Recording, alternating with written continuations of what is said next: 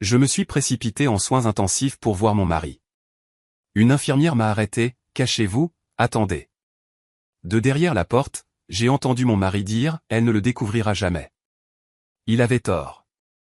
Les lumières fluorescentes de l'hôpital général du comté rendaient tout trop vif, trop net, trop réel. Mes baskets crissaient sur le sol poli alors que je courais vers l'unité de soins intensifs. Mon cœur battait si fort que je pensais qu'il pourrait briser mes côtes. L'appel téléphonique était arrivé il y a 1 heure. Votre mari a eu un accident. État critique. Venez immédiatement. Brandon. Mon Brandon. L'homme que j'aimais depuis 10 ans. L'homme que j'avais épousé dans une petite église où la lumière du soleil filtrait à travers les vitraux. L'homme autour duquel j'avais construit toute ma vie. J'ai tourné au coin de l'unité de soins intensifs, à bout de souffle et terrifié, mon sac à main cognant contre ma hanche. Les portes étaient juste devant, ces lourdes portes doubles qui séparaient les vivants des à peine vivants. J'ai tendu la main vers la poignée. Arrêtez. Une main a saisi mon bras, douce mais ferme. Je me suis retourné pour trouver une infirmière debout là, une femme noire de mon âge environ avec des yeux bienveillants et des tresses en boîte ramenées en un chignon soigné. Son badge indiquait Simone. Je dois voir mon mari, ai-je dit, ma voix se brisant.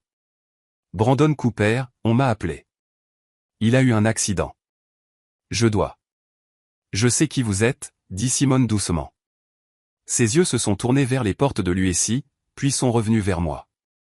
Madame Cooper, j'ai besoin que vous me fassiez confiance en ce moment. N'entrez pas encore. Quoi? Qu'est-ce qu'il a? Le mot « mort » est resté coincé dans ma gorge comme une pierre. Il est vivant, stable, mais vous devez attendre, s'il vous plaît. Quelque chose dans son expression m'a glacé. Ce n'était pas exactement de la pitié. C'était autre chose. Quelque chose qui m'a fait tomber l'estomac. Je ne comprends pas, ai-je chuchoté. Simone a regardé autour d'elle, puis m'a doucement tiré vers une petite salle de consultation adjacente à l'USI. La porte était juste entr'ouverte. Restez ici. Soyez silencieuse. Vous comprendrez dans un instant. Je suis désolé. Je suis tellement désolé. Avant que je puisse demander ce qu'elle voulait dire, elle a disparu dans le couloir. Je suis resté seul dans la petite pièce, confus et effrayé. Par l'ouverture étroite de la porte, j'avais une vue dégagée sur l'entrée de l'USI. Qu'est-ce qui se passait? Pourquoi ne pouvais-je pas voir mon mari? Était-il dans un état pire qu'il ne l'avait dit? Était-ce une sorte de protocole que je ne connaissais pas? Puis j'ai entendu le claquement de talons sur le linoléum. Sec, rapide, déterminé. Une femme est apparue dans mon champ de vision, se dirigeant droit vers les portes de l'USI. Elle était grande, blonde, vêtue d'un tailleur d'affaires bleu marine qui coûtait probablement plus cher que mon paiement hypothécaire mensuel. Elle se déplaçait avec assurance, comme si elle était à sa place ici. Elle a poussé les portes de l'USI sans hésitation. J'ai regardé à travers la fente alors qu'elle se dirigeait directement vers le 3e lit à droite, le lit de Brandon. Mon souffle s'est coupé. Je ne pouvais pas voir Brandon d'où j'étais, mais je pouvais la voir, elle. Elle s'est penchée bas, et quand elle s'est redressée, elle s'essuyait les yeux, en pleurant. L'inconnu pleurait pour mon mari. Puis elle a fait quelque chose qui a arrêté le temps. Elle s'est penchée et l'a embrassé. Pas un petit bisou amical, un vrai baiser sur la bouche. Long, intime et familier. Ma main a volé à ma bouche pour étouffer le son qui essayait de s'échapper. Mes genoux ont fléchi. Je me suis agrippé au cadre de la porte pour rester debout. Quand elle s'est retirée, j'ai vu la main de Brandon bouger. Il était conscient. Ses doigts se sont enroulés autour des siens, les serrant fort. Amber, l'ai-je entendu dire. Sa voix était faible mais claire. Tu es venu. Bien sûr que je suis venu, a dit la femme, Amber. Sa voix était épaisse d'émotion. Quand ils m'ont appelé, j'ai cru que je t'avais perdu. J'ai cru que je nous avais perdus. Jamais, a dit Brandon. Tu sais que tu es tout pour moi. J'ai cru que j'allais vomir. Ma vision s'est brouillée de larmes, mais je me suis forcé à continuer de regarder, à continuer d'écouter. Et elle? A demandé Amber. Et Juliette?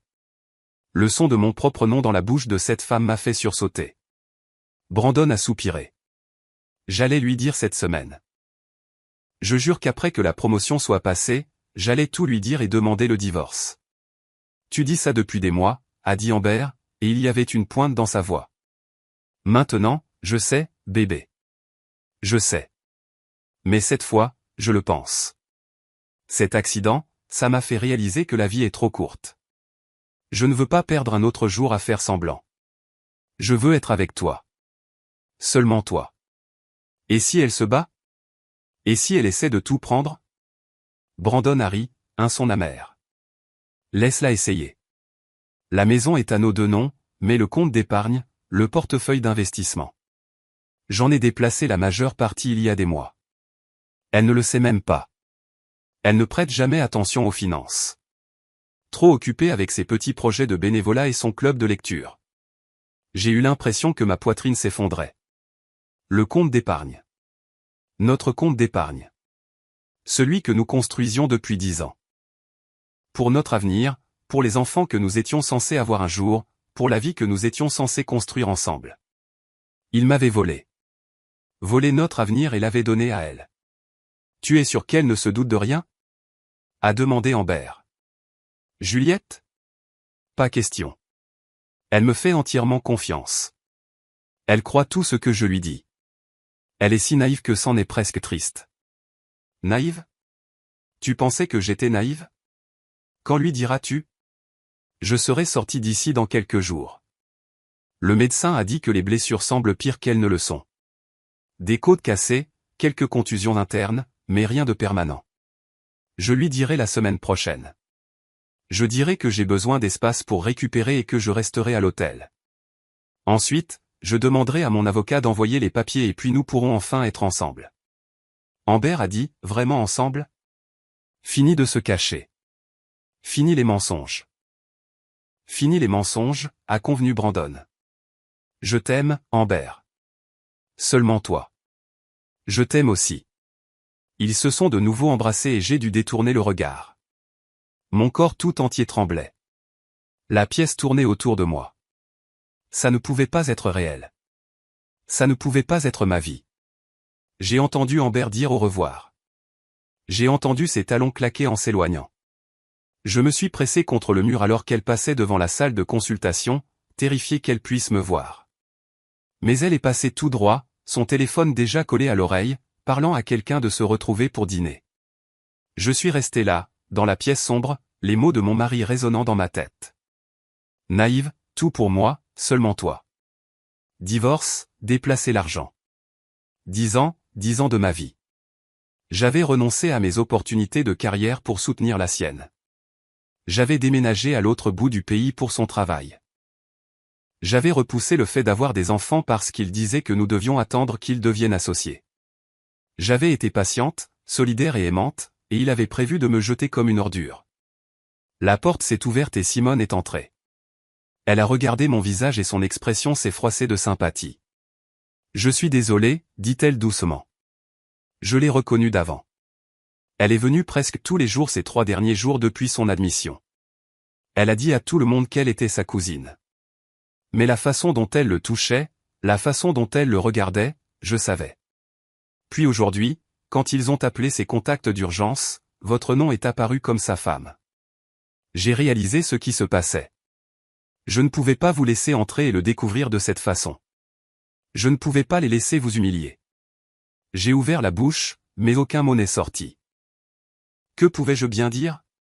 Cette femme, Amber, elle vient pendant les heures de visite, agissant comme si elle était de la famille. Le personnel ne s'est pas posé de questions car il n'arrêtait pas de dire qu'elle était sa cousine de l'extérieur. Mais je les ai vus. J'ai vu la vérité. Merci. J'ai finalement réussi à chuchoter. Merci de m'avoir arrêté. Simone m'a serré la main. Que allez-vous faire? J'ai regardé à travers la fente de la porte de l'USI, vers le lit où reposait mon mari.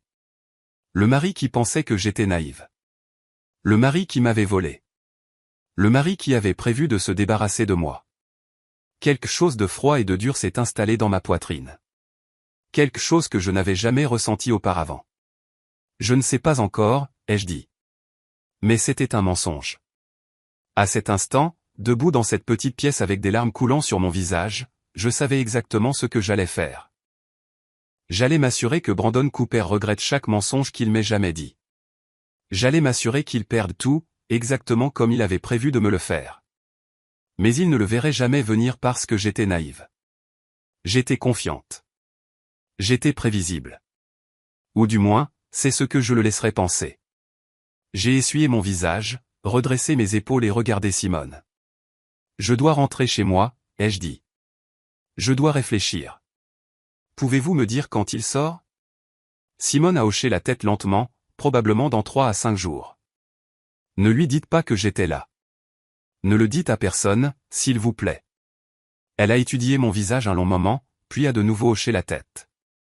Vous avez ma parole.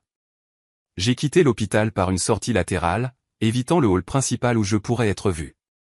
L'air d'automne m'a frappé le visage, froid et vif. J'ai marché jusqu'à ma voiture dans un état second, je suis monté, j'ai verrouillé les portes et je suis resté assise là, sur le parking. Alors que le soleil se couchait autour de moi, mes mains agrippaient le volant si fort que mes jointures sont devenues blanches. 10 ans. Il m'avait volé 10 ans et il pensait qu'il s'en tirerait. J'ai sorti mon téléphone et j'ai fait défiler mes contacts jusqu'à trouver le nom dont j'avais besoin. Rachel Thornton, une avocate que je connaissais de mon ancien travail. Nous avions été amis autrefois, avant que je démissionne pour soutenir la carrière de Brandon. Je lui ai envoyé un texto. Besoin de te voir. Urgence. Divorce. C'est compliqué. Sa réponse est arrivée en quelques minutes. Mon bureau demain 9h. Je m'occupe de toi. J'ai démarré la voiture et je suis rentré à la maison que j'avais transformée en foyer. La maison que Brandon m'avait déjà volée dans son esprit. La maison dont il pensait pouvoir si facilement s'éloigner. Mais je n'étais plus naïve. Cette version de Juliette était morte dans le couloir de l'hôpital. La femme qui rentrait chez elle maintenant était quelqu'un de différent, quelqu'un de plus dur, quelqu'un qui ne se laisserait pas jeter sans se battre. Le soleil a disparu sous l'horizon alors que je me garais dans notre allée. La lumière du porche était allumée. Celle que j'avais allumée ce matin en partant au travail. À l'époque où je pensais encore avoir une vie normale. À l'époque où je pensais encore que mon mari m'aimait. Je suis resté assise dans la voiture un long moment, regardant cette lumière, notre porte d'entrée, la vie que je pensais avoir. Puis je suis sorti, je suis entré et j'ai commencé à planifier ma vengeance. Je n'ai pas dormi cette nuit-là. Comment aurais-je pu? Chaque fois que je fermais les yeux, je voyais Amber penchée sur le lit d'hôpital de Brandon. J'entendais sa voix dire, naïve, comme si c'était une blague. Comme si j'étais une blague. Je suis resté allongé dans notre lit, le lit que nous avions choisi ensemble il y a 6 ans dans ce magasin de meubles du centre-ville. Et j'ai fixé le plafond. La maison était trop silencieuse. D'habitude, la présence de Brandon la remplissait, même quand il ne parlait pas. Le bruit des touches de son ordinateur portable, le bourdonnement de son téléphone, ses pas dans les escaliers. Maintenant, il n'y avait rien d'autre que le silence et le son de ma propre respiration. Je me suis levé vers 3h du matin et je suis allé à son bureau. J'avais toujours respecté sa vie privée, jamais fouillé dans ses affaires. C'est ce que font les bonnes épouses, non? Elles font confiance. Elles croient. Elles sont naïves. J'ai allumé la lumière et j'ai regardé la pièce. Son bureau était bien rangé, organisé, tout à sa place. Brandon avait toujours été particulier avec son espace de travail. Il disait que cela l'aidait à penser clairement. Je me suis assise dans son fauteuil et j'ai ouvert les tiroirs du bureau un par un. Le premier tiroir contenait des fournitures de bureau, des stylos, des agrafeuses, des notes autocollantes, rien d'intéressant. Le deuxième tiroir contenait des dossiers liés au travail, des contrats, des mémos, des impressions de mai. Je les ai parcourus rapidement. La plupart semblaient légitimes. Le troisième tiroir était verrouillé. Je me suis assise et j'ai fixé la petite serrure. En 10 ans de mariage, je n'avais jamais remarqué que ce tiroir avait une serrure. Ou peut-être que je l'avais remarqué et que je ne m'en étais jamais soucié. Parce que je lui faisais confiance. Parce que j'étais naïve. Je suis allé à la cuisine, j'ai pris un couteau à beurre. Je suis revenu et j'ai forcé la serrure. Ça a pris 15 minutes et je me suis cassé 2 ongles, mais finalement la serrure bon marché s'est ouverte d'un clic. À l'intérieur se trouvait un dossier en manille. Mes mains tremblaient en le sortant et en l'ouvrant. Des relevés bancaires, mais pas de notre compte commun. C'était un compte séparé que je n'avais jamais vu auparavant. Au nom de Brandon seulement. Le solde m'a coupé le souffle. 270 000 $. J'ai parcouru les relevés, mes yeux scannant les dépôts. Des transferts réguliers depuis notre compte d'épargne commun. Assez petit pour que je ne le remarque pas d'un mois à l'autre, mais sur 3 ans, ils s'additionnaient. Ils me volaient, ils nous volaient, depuis 3 ans. Les relevés remontaient à juin, il y a 3 ans. Juste au moment où Brandon avait commencé à travailler tard plus souvent. Juste au moment où il avait commencé à aller à plus de conférences et de voyages d'affaires. J'ai sorti mon téléphone et j'ai commencé à prendre des photos de chaque page. Sous les relevés bancaires se trouvaient des reçus. Dîner dans des restaurants chers où je n'étais jamais allé, chambre d'hôtel dans la ville où nous vivions, week-end dans des stations balnéaires, achat de bijoux dans des magasins dont je n'avais jamais entendu parler. Tous les gestes romantiques qu'il ne faisait jamais pour moi, il les faisait pour elle. J'ai tout photographié. Au fond du dossier se trouvait une lettre, non tapée, manuscrite sur du papier cher. L'écriture était féminine, bouclée et soignée. Mon cher Brandon, commençait-elle. J'ai failli arrêter de lire, failli la remettre, mais je me suis forcé à continuer. La lettre venait d'Amber. Elle datait de 6 mois. Elle y parlait de leur avenir ensemble, de la maison qu'ils achèteraient, des voyages qu'ils feraient, de la vie qu'ils construiraient une fois qu'il aurait réglé sa situation actuelle. Sa situation actuelle. C'est ce que j'étais, une situation à régler. Elle écrivait à quel point elle avait été patiente. À quel point elle était compréhensive, comment elle savait qu'il devait tout programmer parfaitement pour protéger ses actifs, à quel point il était intelligent de déplacer l'argent lentement pour que je ne le remarque pas, ta femme a l'air si gentille, avait écrit Amber. C'est presque dommage qu'elle doive être blessée, mais elle s'en remettra. Les femmes comme elles le sont toujours. Elles sont résilientes parce qu'elles ne ressentent pas les choses aussi profondément. Pas comme nous. J'ai lu cette phrase 3 fois. Les femmes comme elles ne ressentent pas les choses aussi profondément. Cette inconnue, cette femme qui ne m'avait jamais rencontré, avait décidé que j'étais incapable de sentiments profonds, que j'étais en quelque sorte moins qu'elle, que détruire ma vie était acceptable parce que je me relèverais comme si de rien n'était. J'ai posé la lettre avec soin, mes mains stables maintenant, malgré la rage qui brûlait dans ma poitrine. J'ai fini de tout photographier, j'ai tout remis exactement comme je l'avais trouvé, et j'ai reverrouillé le tiroir avec le couteau. Puis je suis descendu et j'ai fait du café. Alors que le soleil se levait, je me suis assise à la table de la cuisine et j'ai pensé aux 10 dernières années. J'ai rencontré Brandon lors d'une conférence de travail quand j'avais 26 ans. Il en avait 30, charmant, ambitieux, tout ce que je pensais vouloir.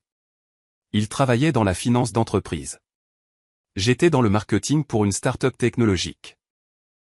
Nous nous sommes immédiatement entendus, parlant pendant des heures de nos rêves et de nos objectifs. Il m'a dit qu'il voulait construire un empire. Il voulait le succès et la stabilité. Il voulait une partenaire qui le comprenait. Je pensais être cette partenaire. Nous sommes sortis ensemble pendant 2 ans avant qu'il ne me demande en mariage. La demande était parfaite. Dîner aux chandelles dans le restaurant où nous avions eu notre premier rendez-vous. Il s'est mis à genoux et m'a dit que j'étais tout pour lui. Le mariage était petit mais magnifique. Ma mère a pleuré. Ses parents semblaient fiers. Nous avons passé notre lune de miel en Italie. 2 semaines de pâtes, de vin et d'amour dans de vieux hôtels avec des volets qui s'ouvraient sur des rues pavées. Quand nous sommes revenus, la vraie vie a commencé. L'entreprise de Brandon lui a offert une promotion s'il déménageait en ville. Cela signifiait que je devrais quitter mon emploi, mais il a dit que c'était temporaire. Juste quelques années jusqu'à ce qu'il s'établisse. Ensuite, je pourrais trouver quelque chose de nouveau, quelque chose d'encore mieux. Je l'ai cru. J'ai quitté mon travail. Nous avons déménagé. J'ai passé la première année à mettre la maison en ordre, à en faire un foyer. J'ai rejoint un club de lecture. J'ai fait du bénévolat à la bibliothèque locale. Je me disais que j'étais solidaire, que c'était ça le mariage, le compromis, le sacrifice. Brandon continuait de travailler tard, de plus en plus souvent. Mais il avait toujours une explication, un gros client, un projet difficile, un patron exigeant. Je l'ai cru. Pour notre 5e anniversaire, je lui ai dit que j'étais prête à essayer d'avoir un bébé. Il a dit pas encore. Il voulait d'abord devenir associé. Il voulait être financièrement stable. Juste un peu plus longtemps. Je l'ai cru. Pour notre 7e anniversaire, j'ai de nouveau posé la question du bébé. Il a dit que le moment n'était toujours pas venu. Peut-être l'année prochaine. Je l'ai cru. Pour notre 9e anniversaire, il a oublié de rentrer dîner. Il a dit qu'il avait perdu la notion du temps au travail. Il s'est excusé. Il m'a acheté des fleurs le lendemain. Je l'ai cru. Et maintenant, assise dans notre cuisine avec les preuves de sa trahison étalées sur l'écran de mon téléphone, j'ai réalisé la vérité. J'avais été si occupé à être l'épouse parfaite que je n'avais jamais remarqué que je n'avais pas un vrai mari. J'avais été si concentré à soutenir ses rêves que j'avais oublié que j'avais les miens. Je m'étais rendue petite, silencieuse et pratique. Et Brandon avait profité de chaque seconde. Mais ce qui faisait le plus mal, ce n'était même pas l'infidélité. C'était le vol. Il ne m'avait pas seulement trahi émotionnellement. Il m'avait volé. L'argent que j'avais gagné.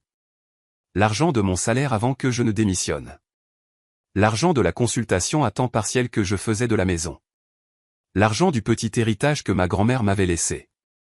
Tout était parti. Transféré sur son compte secret pour financer sa vie secrète avec sa femme secrète. Mon téléphone a vibré. Un texto de l'hôpital. Brandon me demandait. Où es-tu? J'ai besoin de toi. S'il te plaît, viens. J'ai regardé le message un long moment. Puis j'ai éteint mon téléphone et je suis monté prendre une douche. J'avais un rendez-vous avec une avocate. Le bureau de Rachel Thornton se trouvait dans un élégant immeuble du centre-ville avec des murs de verre et de l'art moderne dans le hall. Je me souvenais y être venu une fois auparavant, il y a des années, pour un événement d'entreprise. À l'époque où je travaillais dans le marketing. À l'époque où j'avais une carrière. À l'époque où j'avais une identité en dehors d'être l'épouse de Brandon. La réceptionniste m'a souri. Madame Cooper. Mademoiselle Thornton est prête à vous recevoir. Je l'ai suivie dans un couloir jusqu'à un bureau d'angle avec vue sur la ville. Rachel s'est levée de derrière son bureau et j'ai été frappé de voir à quel point elle avait peu changé. Toujours grande et confiante, ses cheveux noirs coupés courts, son tailleur parfaitement ajusté. Juliette, dit-elle en contournant le bureau pour me prendre dans ses bras. Ça fait trop longtemps. Merci de me voir si rapidement, ai-je dit. Bien sûr. Alors, dis-moi ce qui se passe. Alors, je l'ai fait. Je lui ai tout dit.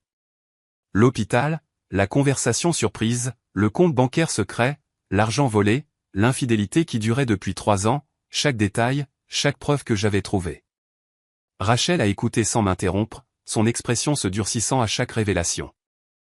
Quand j'ai eu fini, elle s'est penchée en arrière dans son fauteuil et a laissé échapper un long soupir. Ce salaud, dit-elle simplement. Malgré tout, j'ai presque souri. Rachel n'avait jamais été du genre à mâcher ses mots. Quelles sont mes options, ai-je demandé. Plusieurs, et toutes bonnes pour toi, mauvaises pour lui. Elle a sorti un bloc-notes et a commencé à écrire. D'abord, tu dois comprendre que ce qu'il a fait, déplacer des biens matrimoniaux sans que tu le saches, est illégal dans cet État. Les lois sur la communauté de biens signifient que l'argent vous appartient à tous les deux, quel que soit le nom sur le compte. Alors, je peux le récupérer. Non seulement tu peux le récupérer, mais tu peux l'utiliser comme levier pour obtenir un bien meilleur règlement global. Les juges ne voient pas d'un bon œil la tromperie financière. Cela montre une intention de frauder. Elle a levé les yeux vers moi. L'infidélité elle-même est presque secondaire. C'est avec l'argent que nous allons le détruire. Le détruire. Les mots auraient dû sembler durs. Au lieu de cela, ils sonnaient comme la justice. Que dois-je faire? Ai-je demandé. D'abord, envoie-moi toutes les photos que tu as prises. Chacune d'entre elles. J'aurai besoin de copies de tout. Deuxièmement, ne le confronte pas. Pas encore. Nous avons besoin de plus. Plus? Qu'y a-t-il de plus? Nous devons établir une chronologie. Quand les transferts d'argent ont-ils commencé? Combien a été pris et quand? Nous devons prouver que c'était systématique, planifié, intentionnel. Nous devons aussi documenter l'infidélité aussi minutieusement que possible. Comment faire ça sans qu'il le sache? Rachel a souri, et ce n'était pas un sourire aimable. C'était le sourire d'un requin sentant le sang dans l'eau. Tu vas agir comme si tout était normal. Tu vas lui rendre visite à l'hôpital. Tu vas être l'épouse concernée parfaite. Pendant ce temps, je vais engager un expert comptable judiciaire pour examiner vos dossiers financiers. Et nous allons monter un dossier si solide que Brandon ne saura pas ce qui lui est arrivé. Il pense que je suis naïve. J'ai dit doucement. Il lui a dit que je ne prête jamais attention aux finances. Bien. Laisse-le continuer à penser ça. L'effet de surprise est notre plus grande arme. Nous avons passé les 2 heures suivantes à tout examiner en détail. Rachel a posé des questions auxquelles je n'avais même pas pensé. Quand son comportement a-t-il changé? Y a-t-il eu des dépenses inhabituelles sur les cartes de crédit? Avait-il accès à mes emails, à mon téléphone? J'ai répondu du mieux que je pouvais, et à chaque réponse, je voyais le dossier prendre forme dans les notes de Rachel. Une dernière chose, a dit Rachel alors que je me préparais à partir. J'ai besoin que tu ouvres un compte bancaire séparé aujourd'hui. Transfère ton salaire là-bas si tu travailles. Ne laisse plus ton argent toucher le compte commun. Nous devons protéger ce qui est à toi. J'ai hoché la tête. J'avais commencé à faire du conseil à temps partiel depuis la maison il y a environ 1 an. Rien de majeur, mais assez pour avoir l'impression de contribuer. Brandon avait insisté pour que je dépose sur notre compte commun. Nous sommes une équipe, avait-il dit. Ce qui est à toi est à moi, et ce qui est à moi est à toi. Quel mensonge c'était. Aussi, a continué Rachel, change tes mots de passe. Tous. Email, téléphone, ordinateur, tout. Utilise un mot de passe qu'il ne devinera pas. S'il a accès à tes comptes, il pourrait se rendre compte que tu sais quelque chose. Il est à l'hôpital. Il ne peut rien accéder en ce moment. Il a un téléphone, n'est-ce pas? Et il a Amber. Crois-moi, Juliette.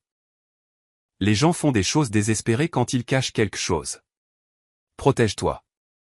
J'ai quitté le bureau de Rachel avec un sentiment que je n'avais pas ressenti depuis l'hôpital. Pas exactement de l'espoir, mais quelque chose de proche, un but, une direction, un plan. Je suis allé directement à une banque que je n'avais jamais utilisée auparavant et j'ai ouvert un compte à mon nom seulement.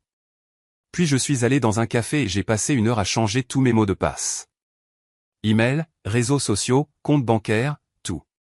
Je les ai tous rendus différents, tous compliqués, tous impossibles à deviner pour Brandon. Mon téléphone a sonné. Brandon, encore. Je l'avais rallumé après avoir quitté le bureau de Rachel. J'ai fixé son nom sur l'écran. Mon mari, l'homme que j'avais aimé, l'homme qui avait tout détruit. J'ai répondu, Juliette, Dieu merci. Où étais-tu? J'essaie de te joindre depuis ce matin. Sa voix semblait faible, peinée, la voix d'un homme blessé, effrayé et seul. C'était une bonne performance, mais j'avais vu derrière le rideau maintenant. Je connaissais la vérité.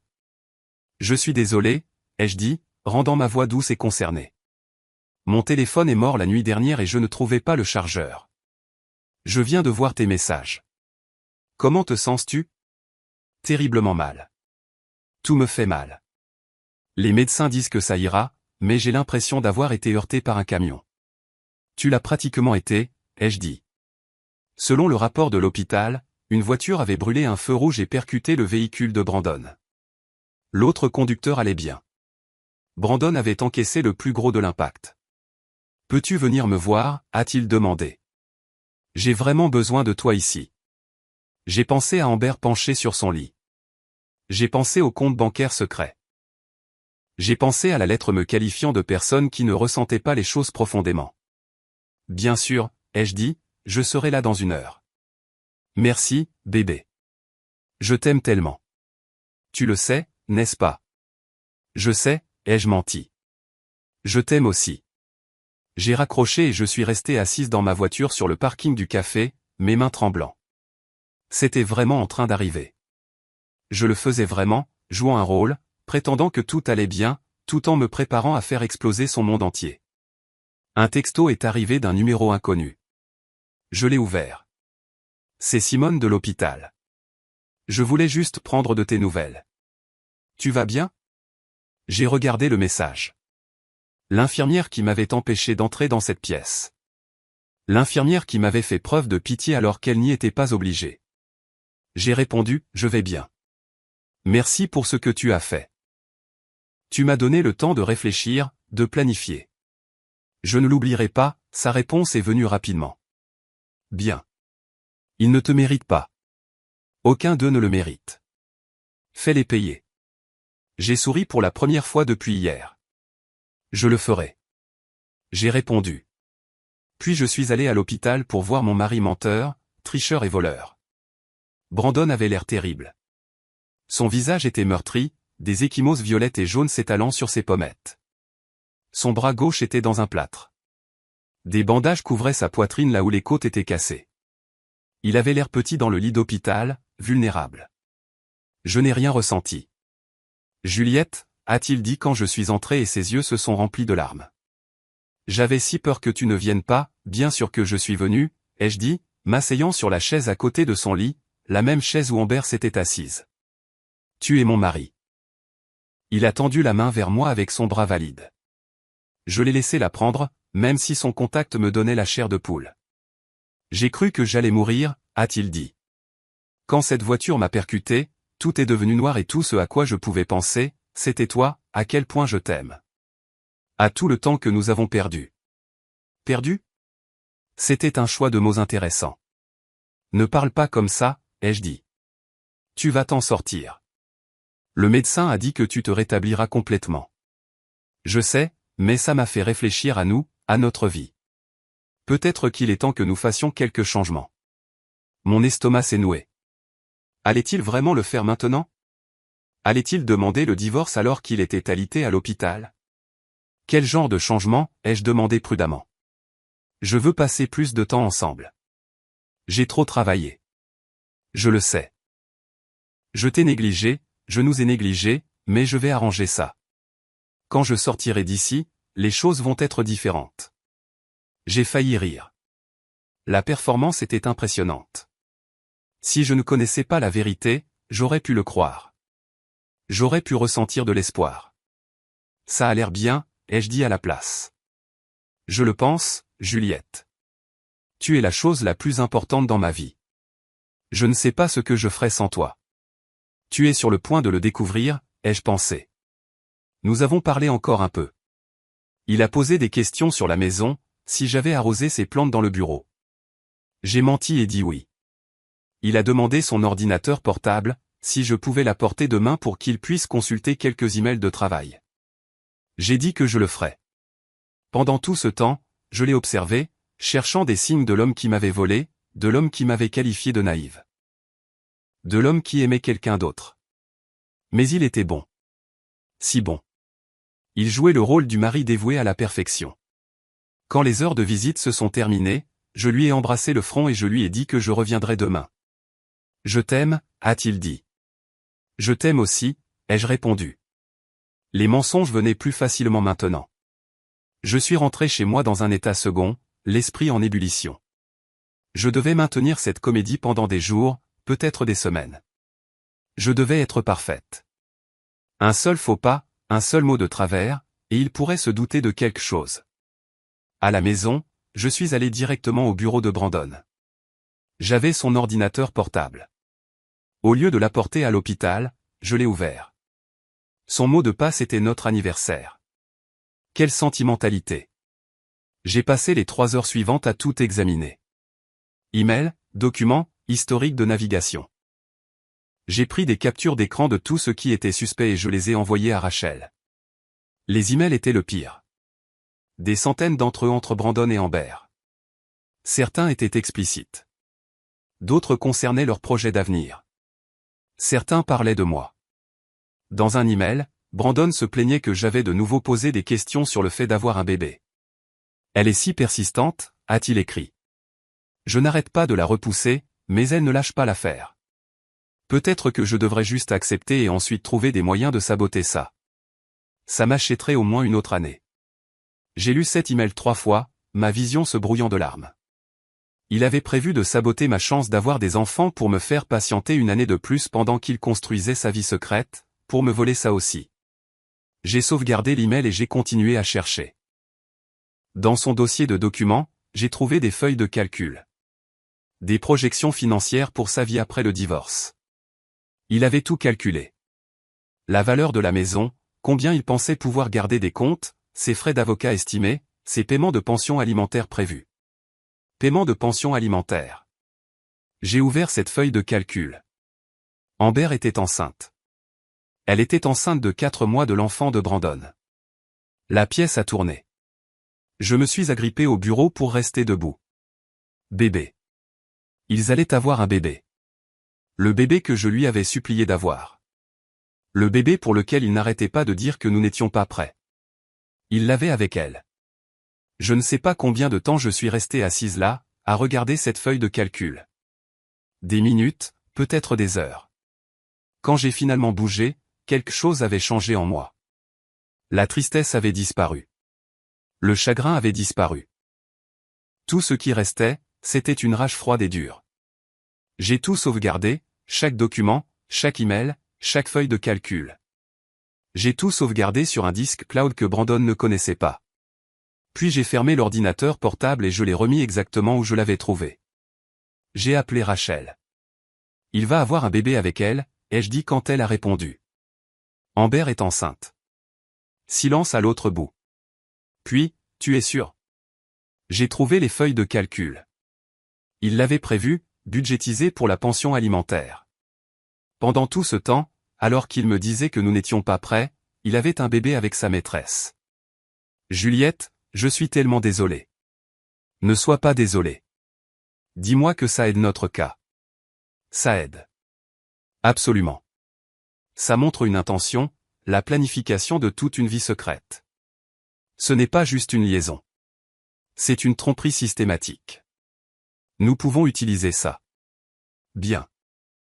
De quoi d'autre as-tu besoin de ma part? Continue de faire ce que tu fais. Continue de rassembler des preuves. Continue de jouer l'épouse parfaite. Et commence à penser à ce que tu veux de ce divorce. La maison, l'argent, tout. Tout, ai-je dit sans hésiter. Je veux tout ce qu'il a essayé de me prendre, et plus encore. Alors c'est ce que nous obtiendrons. Au cours des jours suivants, j'ai pris une routine. Visiter Brandon à l'hôpital, agir de manière concernée et aimante, rentrer à la maison, fouiller dans ses affaires, tout documenter, l'envoyer à Rachel. J'ai trouvé des reçus pour les bijoux qu'il a achetés à Amber, un collier qui coûtait plus cher que tout notre mariage. J'ai trouvé des textos sur l'appartement qu'il prévoyait de louer pour eux. Un 2 pièces dans le beau quartier de la ville. Une chambre pour nous, une pour le bébé, avait-il écrit. J'ai trouvé une liste de ses biens avec des notes sur ce qui était à son nom seul, et ce qui était en commun. Il avait été méthodique, prudent, planifiant cela depuis des années. Mais il avait fait une erreur. Il m'avait sous-estimé. Le 4e jour, j'ai reçu un appel d'un numéro que je ne reconnaissais pas. J'ai failli ne pas répondre, mais quelque chose m'a poussé à décrocher. Madame Cooper, c'est Jennifer Harding des ressources humaines de l'entreprise de votre mari. Mon cœur s'est mis à battre la chamade. Oui. Je vous appelle au sujet d'une affaire sensible. Nous avons reçu une plainte anonyme concernant une conduite inappropriée impliquant votre mari et une collègue nommée Amber Sutton. J'ai besoin de vous parler à ce sujet. Seriez-vous disponible pour venir? Je me suis assise lentement. Une plainte anonyme? Oui. La plainte allègue un détournement des ressources de l'entreprise et une relation inappropriée affectant le lieu de travail. Nous prenons ces questions très au sérieux. Simone. Ce devait être Simone. Elle devait les avoir signalés. De quoi avez-vous besoin de ma part? Ai-je demandé. Juste pour vérifier quelques informations. Votre mari vous a inscrite comme contact d'urgence et épouse. Nous devons confirmer certains détails sur son emploi du temps et ses voyages. Demain matin vous conviendrait-il? Oui, ai-je dit. Je serai là. Quand j'ai raccroché, j'ai immédiatement appelé Rachel. Son entreprise est au courant, ai-je dit. Ils enquêtent sur lui et Amber. C'est bon pour nous. Les enquêtes d'entreprise découvrent souvent des preuves que nous pouvons utiliser. Sois complètement honnête avec eux. Dis-leur tout ce que tu sais. Ça ne donnera pas l'impression que j'essaie de lui faire du mal? Juliette, il s'est fait du mal tout seul. Tu ne fais que dire la vérité. Il n'y a rien de mal à ça. Cette nuit-là, je suis resté allongé dans notre lit et j'ai pensé à ce qui allait arriver. L'enquête, le divorce, le moment où Brandon réaliserait que sa femme naïve et confiante l'avait déjoué. J'ai pensé au bébé qu'il avait avec Amber, le bébé qui aurait dû être le mien, et je n'ai ressenti aucune culpabilité pour ce que j'allais lui faire. Il avait fait ses choix. Maintenant, il allait en assumer les conséquences. Les bureaux de Carter & Associates occupaient 3 étages d'un immeuble en acier et en verre du centre-ville. Je n'y étais venu qu'une seule fois auparavant, il y a des années, lorsque Brandon avait été embauché. À l'époque, je me souviens avoir été impressionné par le mobilier moderne et les grandes fenêtres donnant sur la ville. Maintenant, en entrant dans le bâtiment, tout ce que je ressentais, c'était de la détermination. Jennifer Harding m'a rencontré dans le hall. Elle était plus jeune que ce à quoi je m'attendais, peut-être 30 ans, avec des yeux vifs et une poignée de main directe. « Madame Cooper, merci d'être venue. Je sais que c'est difficile. Appelez-moi Juliette, s'il vous plaît. » Elle m'a conduite à une salle de conférence au 8e étage. Une autre femme était déjà là, plus âgée, les cheveux gris tirés en un chignon serré. « Voici Patricia Wells, notre responsable juridique, » a dit Jennifer. Elle assistera à notre conversation. J'ai serré la main de Patricia et je me suis assise. Elles m'ont offert du café. J'ai accepté juste pour avoir quelque chose à faire de mes mains. Juliette, a commencé Jennifer, comme je l'ai mentionné au téléphone, nous avons reçu une plainte concernant votre mari et une collègue. Avant de discuter des détails, je veux m'assurer que vous comprenez que tout ce que vous nous direz restera confidentiel dans le cadre de cette enquête. Je comprends. Pouvez-vous me parler de l'emploi du temps de votre mari ces dernières années? Plus précisément, a-t-il travaillé tard fréquemment, fait des voyages d'affaires? J'ai pris une profonde inspiration. C'était le moment.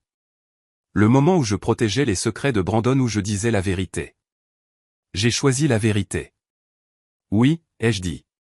Ces 3 dernières années, il a travaillé tard 3 ou 4 soirs par semaine. Parfois, il ne rentre pas avant minuit. Il dit que c'est à cause de gros clients ou de projets importants. Jennifer a noté quelque chose. Et les voyages d'affaires? Au moins une fois par mois, parfois 2, généralement juste pour une nuit ou 2. Il dit que c'est pour des conférences ou des réunions de clients. Vous a-t-il déjà fourni des détails sur ces voyages, des ordres du jour, des reçus, une preuve de participation?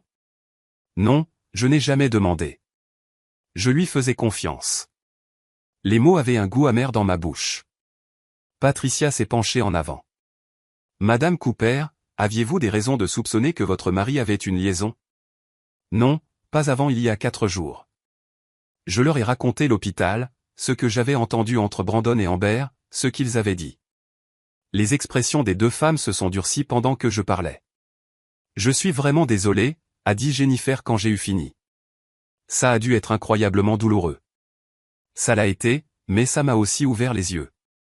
Quand je suis rentré à la maison, j'ai commencé à enquêter.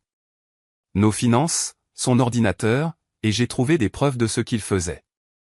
Quel genre de preuves, a demandé Patricia. Des comptes bancaires que je ne connaissais pas. De l'argent transféré de notre compte commun. Des reçus d'hôtels et de restaurants. Des emails entre eux. Beaucoup de mais. Avez-vous des copies de ces emails? Oui, toutes. J'ai sorti mon téléphone et je leur ai montré les captures d'écran. Elles ont passé 20 minutes à les faire défiler, leur visage de plus en plus dégoûté à chaque message. Ces emails font référence à des ressources de l'entreprise, a dit Patricia, montrant un message où Brandon parlait d'utiliser la carte de crédit de l'entreprise pour payer une chambre d'hôtel. Et celui-ci mentionne l'utilisation du temps de l'entreprise pour des affaires personnelles. Il y en a d'autres comme ça, ai-je dit. Il utilisait les voitures de l'entreprise pour des voyages avec elle. Il organisait de fausses réunions de clients qui étaient en réalité des rendez-vous. Il a même utilisé son email professionnel pour communiquer avec elle, surtout au début. Jennifer a regardé Patricia.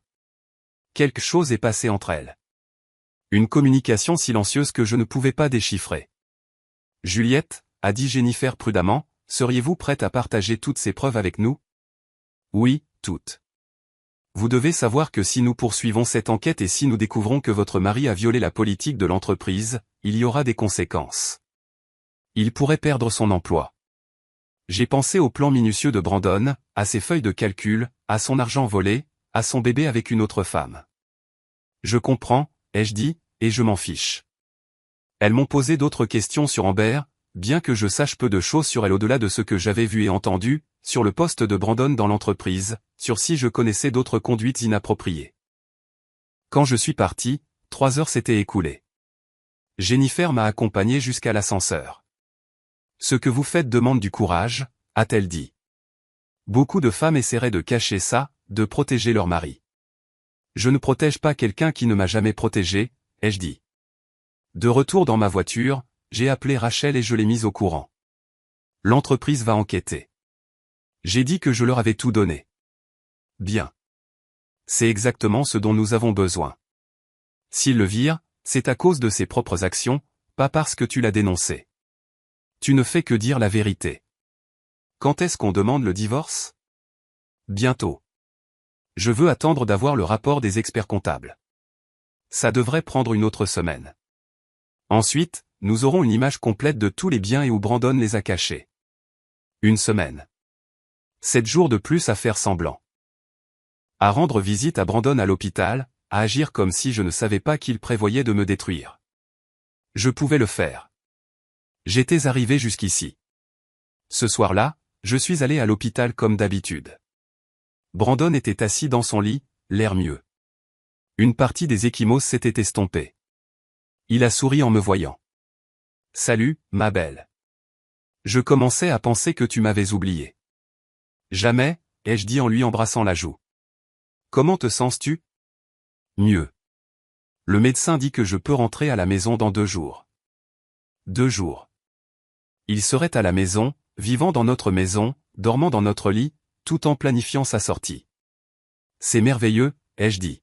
« Je vais préparer la chambre d'amis pour toi. Tu auras besoin d'espace pour te reposer. » La chambre d'amis? Pourquoi pas notre chambre?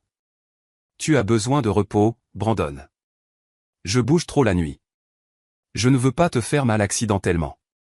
C'était une explication raisonnable. Il l'a accepté sans poser de questions.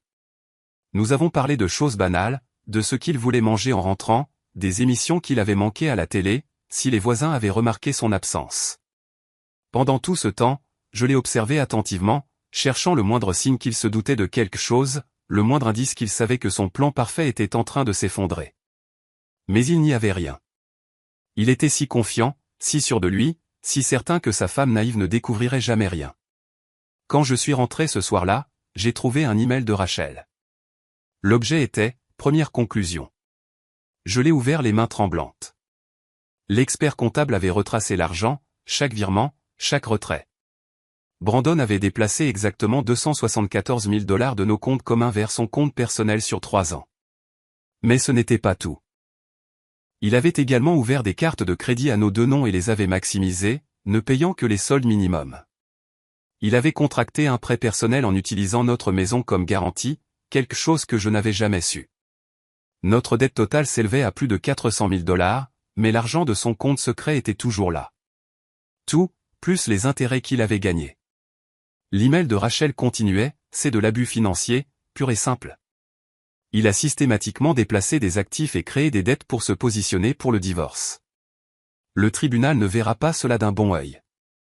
Nous avons assez pour engager des poursuites pénales si vous le souhaitez, bien que je recommande de se concentrer sur les recours civils d'abord.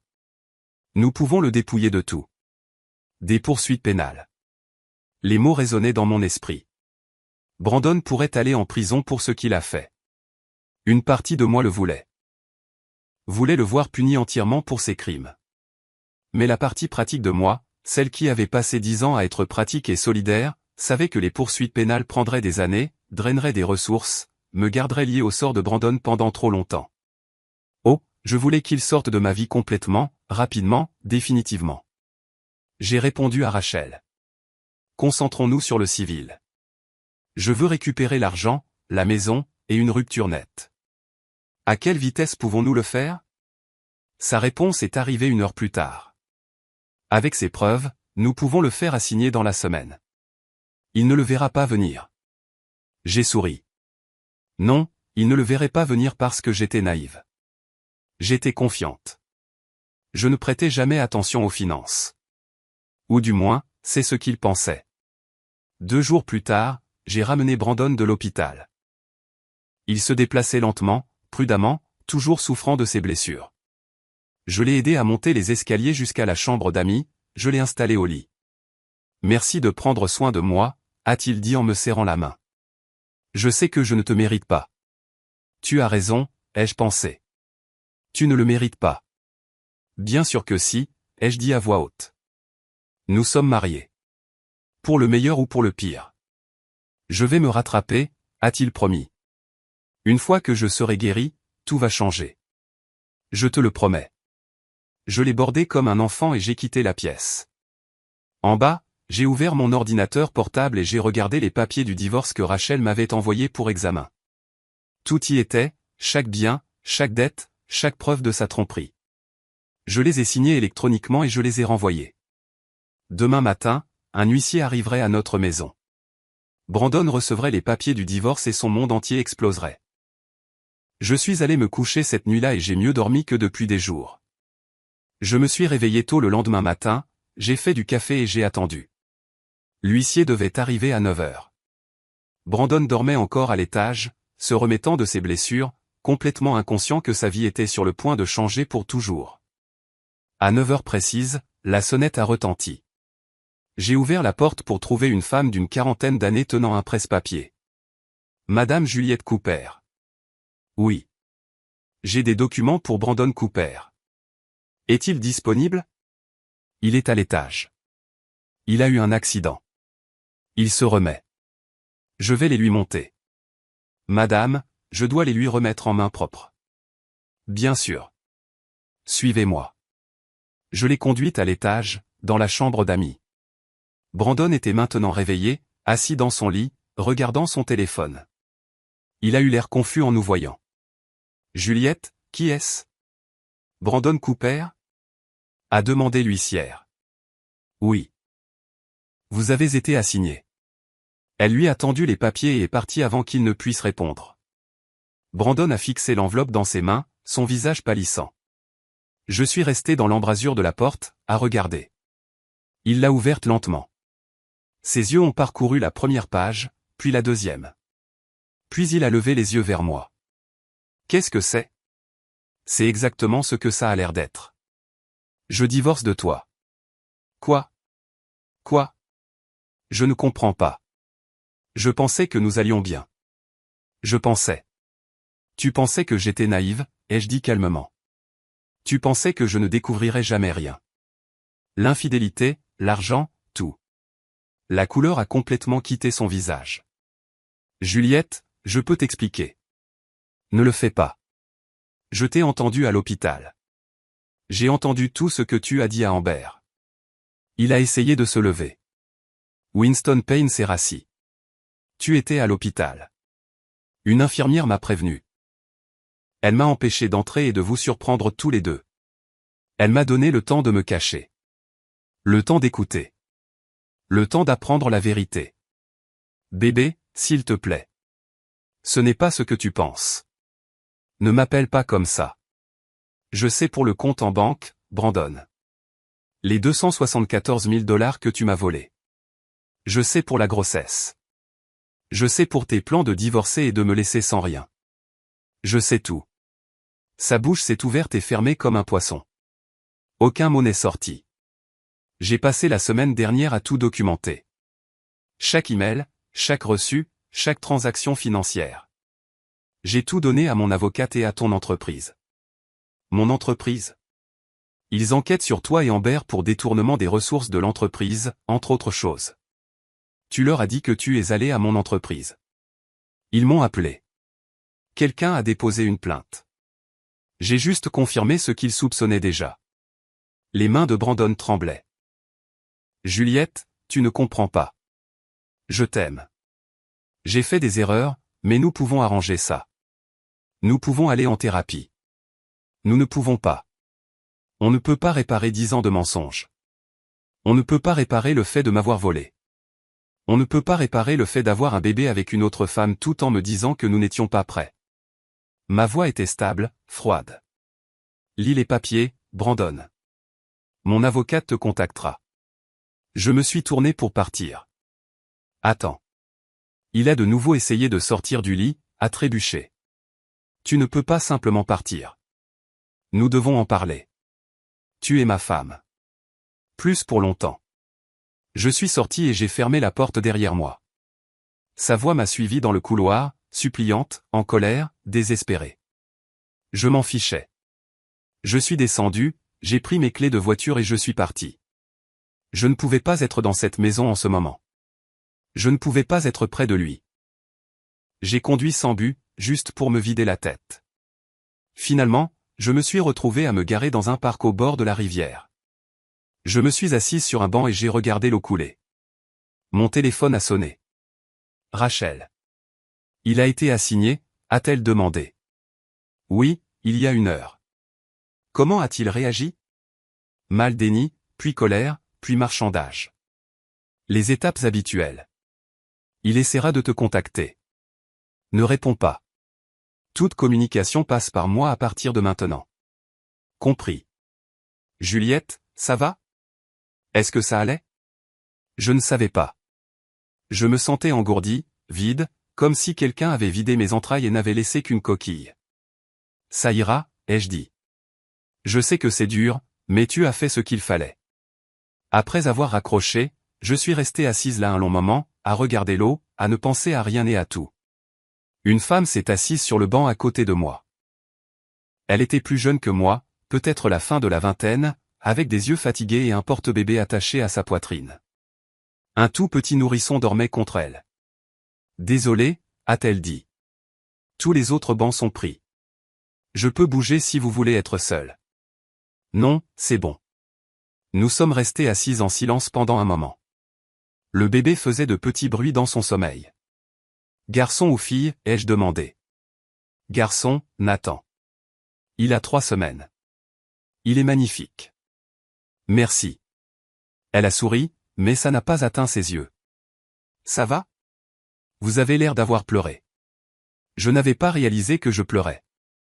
J'ai touché mes joues et elles étaient mouillées. Juste une mauvaise journée, ai-je dit. Je comprends ça. Elle a ajusté le porte-bébé. Mon mari m'a quitté quand j'étais enceinte de 7 mois. J'ai découvert qu'il me trompait depuis 2 ans avec ma sœur. Je l'ai regardé, je l'ai vraiment regardé, l'épuisement sur son visage, la douleur derrière ses yeux. Je suis tellement désolé, ai-je dit. Ne le soyez pas. Je suis mieux sans lui. Sans eux deux, en fait. Ma sœur peut l'avoir. Il se mérite. Le regrettez-vous, de l'avoir quitté? Elle y a réfléchi un moment. Non. Je regrette d'avoir perdu du temps avec quelqu'un qui ne me méritait pas. Mais je ne regrette pas d'être parti. Et je ne regrette pas de m'être choisi, moi et mon fils, plutôt qu'un homme qui ne m'a jamais valorisé. Comment avez-vous fait? Comment avez-vous trouvé la force? Je me suis mise en colère. Vraiment, vraiment en colère. Et puis j'ai réalisé quelque chose. Rester m'aurait tué à petit feu. Partir m'a donné une chance de vivre. Elle a baissé les yeux sur son bébé. Et maintenant, j'ai cette petite personne parfaite qui dépend de moi. Je dois être forte pour lui, mais aussi pour moi. Nous avons parlé pendant 1 heure de plus. Elle m'a raconté son histoire. Je lui ai raconté la mienne. 2 étrangères sur un banc de parc, liées par la trahison et la survie. Quand nous nous sommes finalement séparés, elle m'a prise dans ses bras. Tu vas t'en sortir, a-t-elle dit. Je te le promets. Je suis rentré chez moi avec un sentiment que je n'avais pas ressenti depuis des jours. Pas exactement du bonheur, mais peut-être de l'espoir. Ou du moins la possibilité d'espoir. La voiture de Brandon avait disparu de l'allée quand je suis revenu. Je suis entré avec prudence, ne sachant pas ce que j'allais trouver. La chambre d'amis était vide. Ses vêtements avaient disparu du placard. Il était parti. Sur la table de la cuisine se trouvait une note de son écriture. Juliette, je n'arrive pas à croire que tu fasses ça. Après tout ce que j'ai fait pour toi, après toutes les années où je t'ai soutenu, tu jettes notre mariage pour une erreur. J'espère que tu pourras vivre avec toi-même. Je l'ai lu 2 fois, puis je l'ai froissé et je l'ai jeté à la poubelle. Après tout ce qu'il avait fait pour moi, comme si je devais être reconnaissante, comme si je lui devais quelque chose. Mon téléphone a vibré. Un texto d'un numéro inconnu. C'est Amber. On doit parler. J'ai fixé le message. La maîtresse voulait me parler. La femme qui portait le bébé de Brandon voulait avoir une conversation. J'ai bloqué le numéro sans répondre. Un autre texto est arrivé, numéro différent. Juliette, s'il te plaît. C'est encore Amber. Je sais que tu me détestes, mais je dois t'expliquer. Brandon m'a menti aussi. Il m'a dit que vous étiez séparés. Il a dit que vous aviez accepté de divorcer il y a des mois. Je ne savais pas qu'il mentait jusqu'à aujourd'hui. S'il te plaît, j'ai des informations que tu dois savoir. J'ai lu le message 3 fois. Elle prétendait que Brandon lui avait menti. Prétendait qu'elle ne savait rien de moi. Prétendait qu'elle avait des informations. Tous mes instincts me disaient de l'ignorer. De bloquer ce numéro aussi, de n'avoir rien à faire avec aucun d'eux. Mais cette dernière ligne, des informations que je devais savoir. Contre mon meilleur jugement, j'ai répondu par texto, « Quelles informations ?» Sa réponse est venue immédiatement. « Pouvons-nous nous rencontrer en personne ? Je promets que je ne prendrai pas beaucoup de ton temps. Il y a des choses sur Brandon que tu dois savoir. Des choses qui t'aideront dans le divorce. » Je suis restée assise là, à débattre avec moi-même. La rencontrer était une terrible idée. C'était la femme qui avait aidé à détruire mon mariage. La femme qui portait le bébé de mon mari. Mais si elle avait des informations qui pouvaient m'aider, ne me devais-je pas au moins d'écouter ? J'ai appelé Rachel. La maîtresse veut me rencontrer. J'ai dit, absolument pas. N'interagis pas avec elle. C'est un piège. Et si elle a vraiment des informations ? Juliette, tout ce qu'elle te dira pourrait être un mensonge conçu pour aider Brandon. Ne lui fais pas confiance. Rachel avait raison. Je savais qu'elle avait raison. Mais quelque chose me chicotait. Quelque chose dans le message d'Amber, le désespoir, l'urgence. Et si j'enregistre la conversation ? Ai-je demandé. Et si je la rencontre en public et que je documente tout ? Rachel a soupiré. Si tu es déterminé à le faire, oui, enregistre tout. Rencontre-la dans un endroit très public. N'y va pas seul. Et ne crois pas un mot de ce qu'elle dit sans vérification. J'ai répondu à Amber par texto. Café sur Main Street demain à 14h. Viens seul. Merci, a-t-elle répondu. J'y serai. J'ai passé le reste de la journée à me demander si j'avais fait une énorme erreur. Je suis arrivé au café 15 minutes en avance et j'ai choisi une table près de la fenêtre où tout le monde pouvait nous voir. J'ai commandé un café que je n'ai pas bu et j'ai attendu. Mon téléphone dans la main, l'application d'enregistrement prête. Amber est entrée à 14h précise. Elle était grande, blonde, exactement comme je me souvenais de l'hôpital. Mais de près, elle avait l'air différente, fatiguée. Son maquillage ne pouvait pas tout à fait cacher les cernes sous ses yeux. Sa main reposait protectrice sur son ventre à peine visible. Elle m'a vu et s'est approchée. Juliette. Assieds-toi. Elle s'est assise en face de moi, ses mains jointes sur la table. Merci de me rencontrer. Je n'étais pas sûr que tu le ferais. Tu as 5 minutes. Parle. Elle a pris une profonde inspiration. D'abord, je veux que tu saches que je suis désolé. Je sais que ça ne veut pas dire grand-chose, mais je le suis. Si j'avais connu la vérité sur votre mariage, je ne me serais jamais impliqué avec Brandon. Tu t'attends à ce que je croie ça ? Je n'attends rien, mais c'est la vérité. Brandon m'a dit que vous étiez séparés. Il a dit que vous viviez dans la maison jusqu'à ce que vous la vendiez, mais que le mariage était terminé. Il m'a montré des papiers qui ressemblaient à des documents de séparation. Il a dit que vous étiez tous les deux d'accord que ça ne marchait pas. C'était des faux. Je le sais maintenant. Je l'ai découvert aujourd'hui quand il s'est pointé à mon appartement en hurlant que tu avais tout gâché, que tu savais tout et que tu le dépouillais de tout ce qu'il avait. C'est là que j'ai réalisé qu'il m'avait menti aussi. J'ai étudié son visage, cherchant la tromperie. Tout ce que j'ai vu, c'est de l'épuisement et ce qui ressemblait à un regret sincère. Pourquoi devrais-je me soucier qu'il t'ait menti ? Ai-je demandé. Tu l'as quand même aidé à tricher. Tu es quand même tombée enceinte de son bébé. Tu as raison, mais ce n'est pas pour ça que je t'ai demandé de venir. Elle a sorti son téléphone. Brandon n'est pas celui que tu penses. Il n'est pas non plus celui que je pensais. Qu'est-ce que ça veut dire ? J'ai commencé à creuser après son départ aujourd'hui. J'étais en colère. Je me sentais utilisé. Alors j'ai enquêté sur son passé, son histoire. Juliette, j'ai trouvé quelque chose. Brandon a déjà fait ça. Fait quoi? Ça. L'infidélité, les comptes secrets, tout ça. Sa première femme, elle s'appelle Jennifer. Elle vit en Oregon maintenant. Je l'ai trouvée sur les réseaux sociaux et je l'ai appelée. Elle m'a tout raconté. Mon sang s'est glacé. Première femme. Brandon m'a dit qu'il n'avait jamais été marié avant. Je sais. Il m'a dit la même chose. Mais il l'a été, pendant 5 ans. Et il lui a fait exactement ce qu'il t'a fait. Il a eu une liaison, a déplacé de l'argent sur des comptes secrets, a essayé de la laisser sans rien. Elle s'est battue et a gagné, mais de justesse. Elle a dit qu'il était méticuleux, prudent, que si elle n'avait pas engagé un bon avocat, il l'aurait détruite financièrement. J'ai eu la nausée. Il a déjà fait ça? Oui. Et il y a plus. Jennifer n'était pas sa première victime non plus. Avant elle, il y avait une autre femme avec qui il était fiancé. Il a fait la même chose, a déplacé son argent, puis a disparu avant qu'il ne se marie. Elle a essayé de porter plainte, mais n'a rien pu prouver. Amber a sorti son téléphone et m'a montré des captures d'écran de conversation avec Jennifer. Des photos de documents juridiques, un schéma de comportement s'étalant sur plus de 15 ans. Brandon est un escroc, a dit Amber doucement. Il cible les femmes, les épouse ou se rapproche d'elles, vole leur argent et passe à autre chose.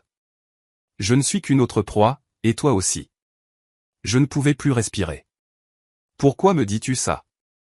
Parce que je suis une idiote, mais je ne suis pas cruelle. Tu mérites de savoir à qui tu as affaire. Et parce que j'ai besoin de ton aide. Mon aide? Jennifer m'a dit autre chose. Brandon a plus d'argent caché, pas seulement les comptes que tu as trouvés. Elle a dit qu'il a des comptes offshore, des investissements sous de faux noms, des propriétés qu'il a achetées par le biais de sociétés écrans. Des millions de dollars. L'argent de toutes ses victimes au fil des ans. Des millions. Jennifer n'a pas pu le prouver pendant son divorce. Elle n'avait pas assez de temps ni de ressources, mais elle le suit depuis, espérant trouver des preuves. Quand je lui ai parlé de toi, elle a dit, c'est peut-être notre chance. Si nous travaillons ensemble, nous pouvons tout trouver. Nous pouvons nous assurer qu'il paie pour ce qu'il a fait. À toi, à moi, à nous toutes. Je me suis assise, l'esprit en ébullition. Tout ce que je pensais savoir sur Brandon était un mensonge. Notre mariage entier était un mensonge. C'était un escroc professionnel. Je n'étais qu'un autre contrat pour lui. Comment savoir que tu dis la vérité? Ai-je demandé. Comment savoir que ce n'est pas un jeu que vous jouez, toi et Brandon? Amber a déverrouillé son téléphone et l'a fait glisser sur la table. Regarde mes messages avec lui. Tous. Tu verras que je dis la vérité. J'ai pris son téléphone et j'ai commencé à faire défiler. Des mois de textos entre eux. Et en lisant, je l'ai vu. Les mensonges que Brandon lui a racontés sur moi. Les promesses qu'il a faites. La façon dont il l'a manipulé de la même manière qu'il m'a manipulé. Il t'a dit que j'étais folle. J'ai dit en lisant un message. Il a dit que j'étais instable et qu'il avait peur de partir parce que je pourrais me faire du mal. Oui. Il t'a dépeinte comme cette personne fragile qui ne pouvait pas supporter la réalité. Il m'a fait sentir que je le sauvais d'une situation terrible. La voix d'Amber s'est brisée. J'ai cru chaque mot. J'ai continué à faire défiler. J'ai trouvé des messages sur le bébé. Sur la façon dont Brandon avait convaincu Amber de ne le dire à personne pour l'instant, de garder le secret jusqu'à ce que son divorce soit finalisé. Comment il lui avait promis le monde une fois qu'il serait libre. Je suis désolé, ai-je dit en lui rendant le téléphone. Je suis désolé qu'il t'ait utilisé aussi. Amber a essuyé ses yeux. M'aideras-tu? Aideras-tu Jennifer? Nous pouvons le faire tomber ensemble. Nous toutes. J'ai pensé à l'avertissement de Rachel. Ne fais pas confiance à la maîtresse. Mais j'ai aussi pensé à Jennifer, aux autres femmes, au schéma de destruction que Brandon laissait derrière lui. Je dois parler à mon avocate, ai-je dit. Mais oui, si c'est réel, s'il y a vraiment plus d'argent caché, alors oui, j'aiderai. Les épaules d'Amber se sont affaissées de soulagement.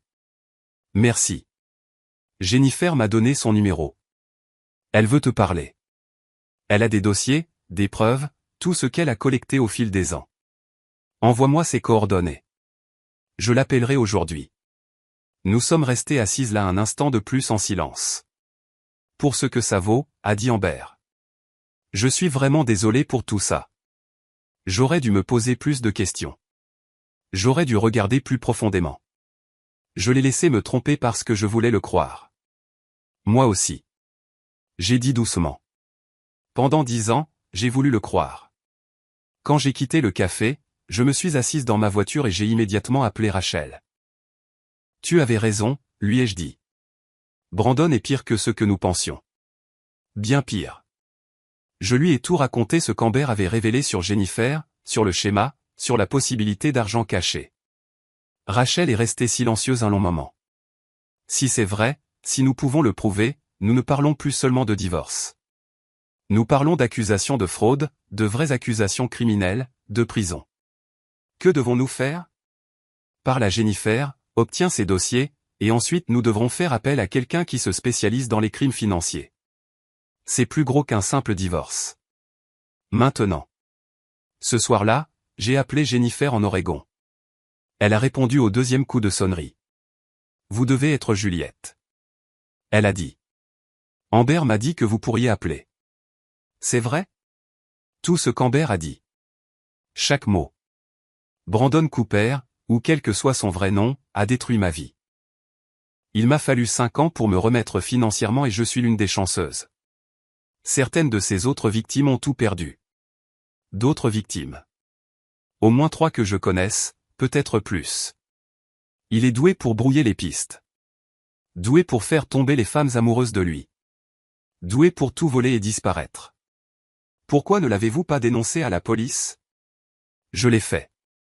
Ils ont dit que c'était une affaire civile, que je devais la régler par le biais du tribunal des divorces. Le temps que je puisse prouver ce qu'il avait fait, il était déjà parti. Il avait déménagé dans un autre état, recommencé avec vous. J'ai fermé les yeux. Comment avez-vous appris mon existence? J'ai suivi sa piste, vérifié les registres de propriété, les enregistrements d'entreprise, tout ce qui est public. Quand j'ai vu qu'il s'était remarié, j'ai su que ce n'était qu'une question de temps avant qu'il ne recommence. Je suis désolé de ne pas vous avoir prévenu. Je ne pensais pas que quelqu'un me croirait. Je vous crois maintenant. Que faisons-nous? Nous montons un dossier ensemble. J'ai des preuves remontant à 15 ans. Des dossiers financiers, des schémas, tout. Si nous combinons ce que j'ai avec ce que vous avez, nous pouvons l'enterrer. Je veux le faire. J'ai dit, je veux qu'il paie pour ce qu'il a fait à nous toutes. Alors, faisons-le. Au cours de la semaine suivante, je suis devenu obsédé par la constitution du dossier contre Brandon. Jennifer m'a envoyé des fichiers, des relevés bancaires montrant le schéma de vol à travers de multiples relations, des captures d'écran de profils en ligne que Brandon avait utilisés sous différents noms, des témoignages d'autres femmes qu'il avait escroquées. C'était accablant et horrifiant. L'homme que j'avais épousé n'était pas seulement un tricheur.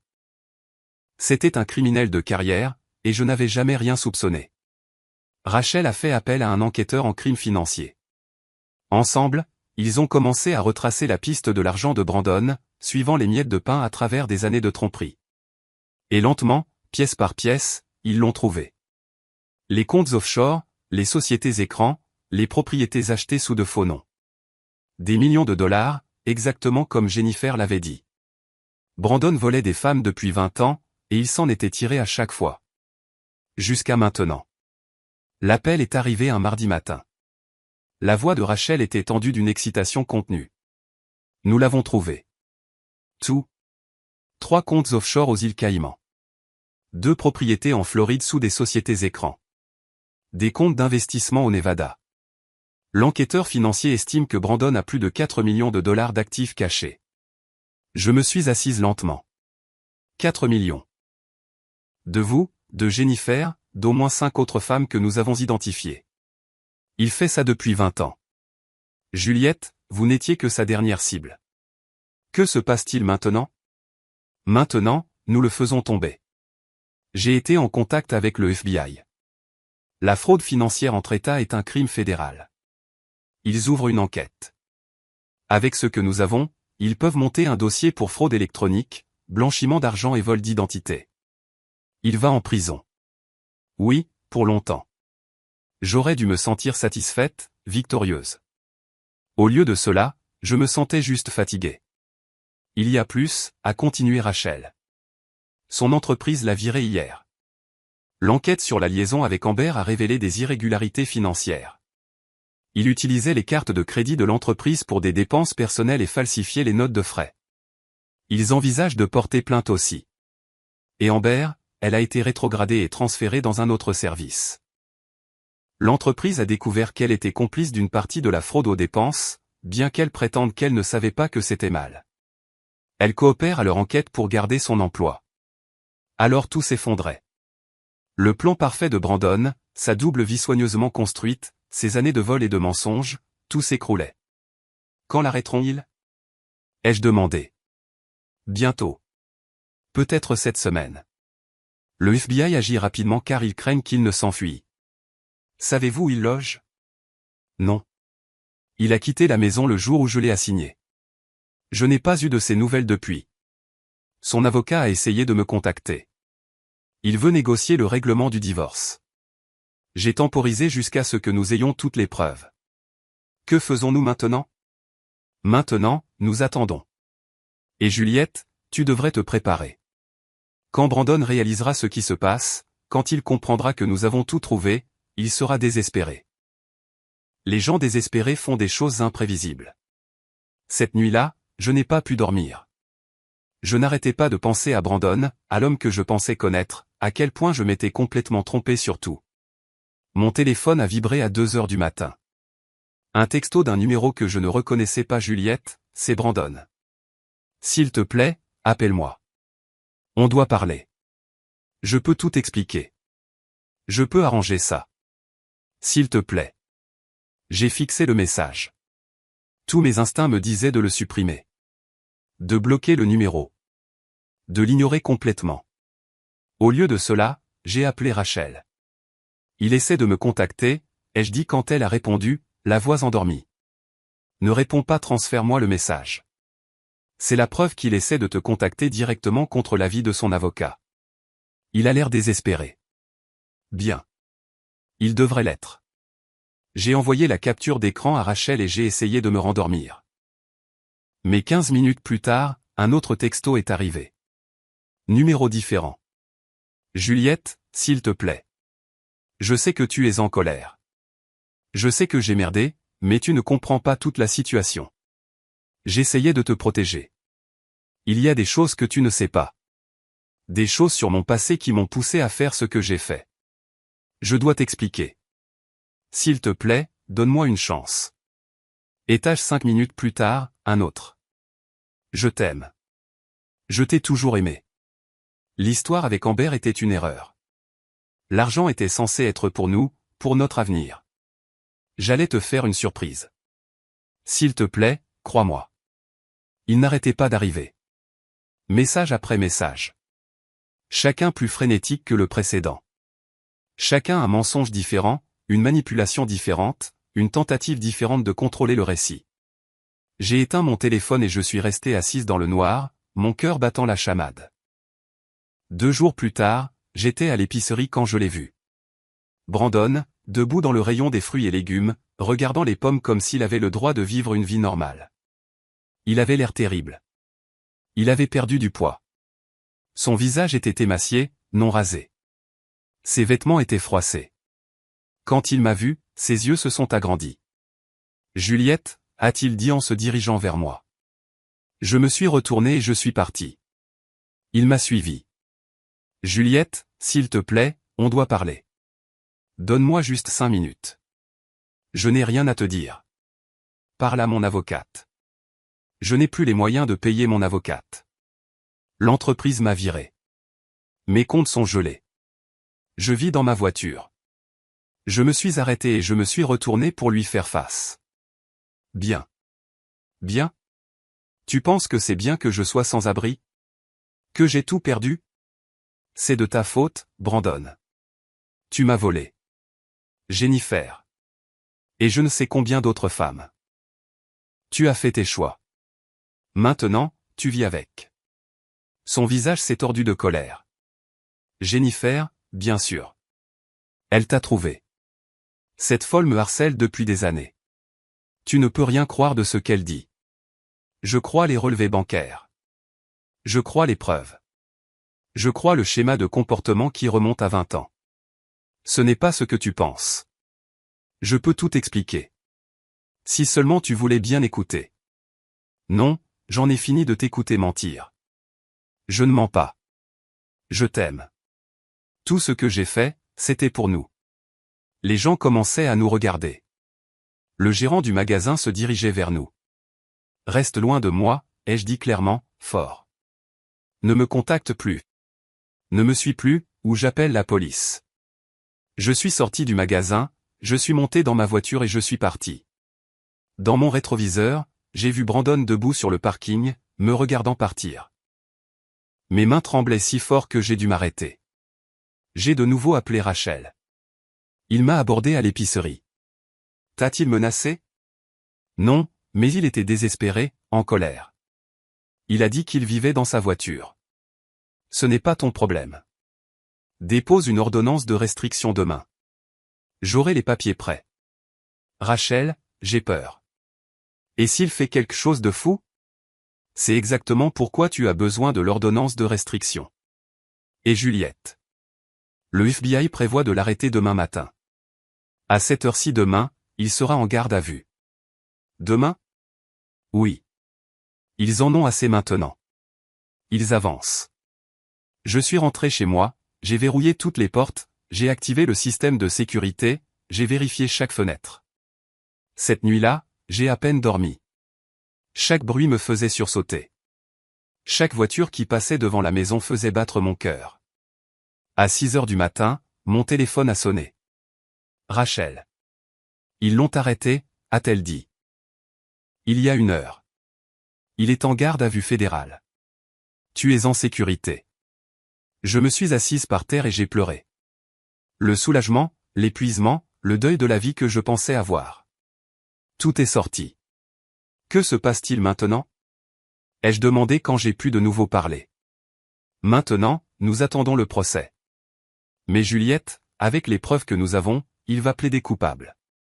Son avocat a déjà pris contact au sujet d'un accord de plaidoyer. Brandon sait qu'il est fini. Et le divorce, nous le finaliserons dans les prochaines semaines. Avec son arrestation, nous avons tout le levier dont nous avons besoin. Tu auras la maison, les biens légitimes et ta part de l'argent récupéré. Jennifer et les autres victimes recevront également des règlements. Ça n'effacera pas ce qu'il a fait, mais c'est la justice. La justice. Après tout, il y aurait la justice. Au cours des semaines suivantes, la nouvelle a éclaté. Un homme d'affaires local arrêté pour un stratagème de fraude multi-État. Le visage de Brandon était aux informations, emmené-menotté. L'entreprise a publié une déclaration. Amber a publié une déclaration affirmant qu'elle était aussi une victime. Jennifer a été interviewée par une chaîne de télévision, racontant son histoire. Et je suis restée silencieuse. Je n'avais pas besoin de l'attention. Je n'avais pas besoin que les gens sachent ce qui m'était arrivé. J'avais juste besoin d'avancer. Brandon a plaidé coupable à 12 chefs d'accusation de fraude électronique, 3 chefs de blanchiment d'argent et 6 chefs de vol d'identité. Le juge l'a condamné à 15 ans de prison fédérale. Le divorce a été finalisé 1 semaine plus tard. J'ai eu la maison, la moitié des biens récupérés et ma liberté. Amber a eu le bébé 3 mois plus tard. Un garçon. Elle est retournée dans sa ville natale pour vivre avec ses parents. J'ai appris par Jennifer qu'elle allait bien, qu'elle construisait une nouvelle vie pour elle et son fils. Jennifer et moi sommes restés en contact.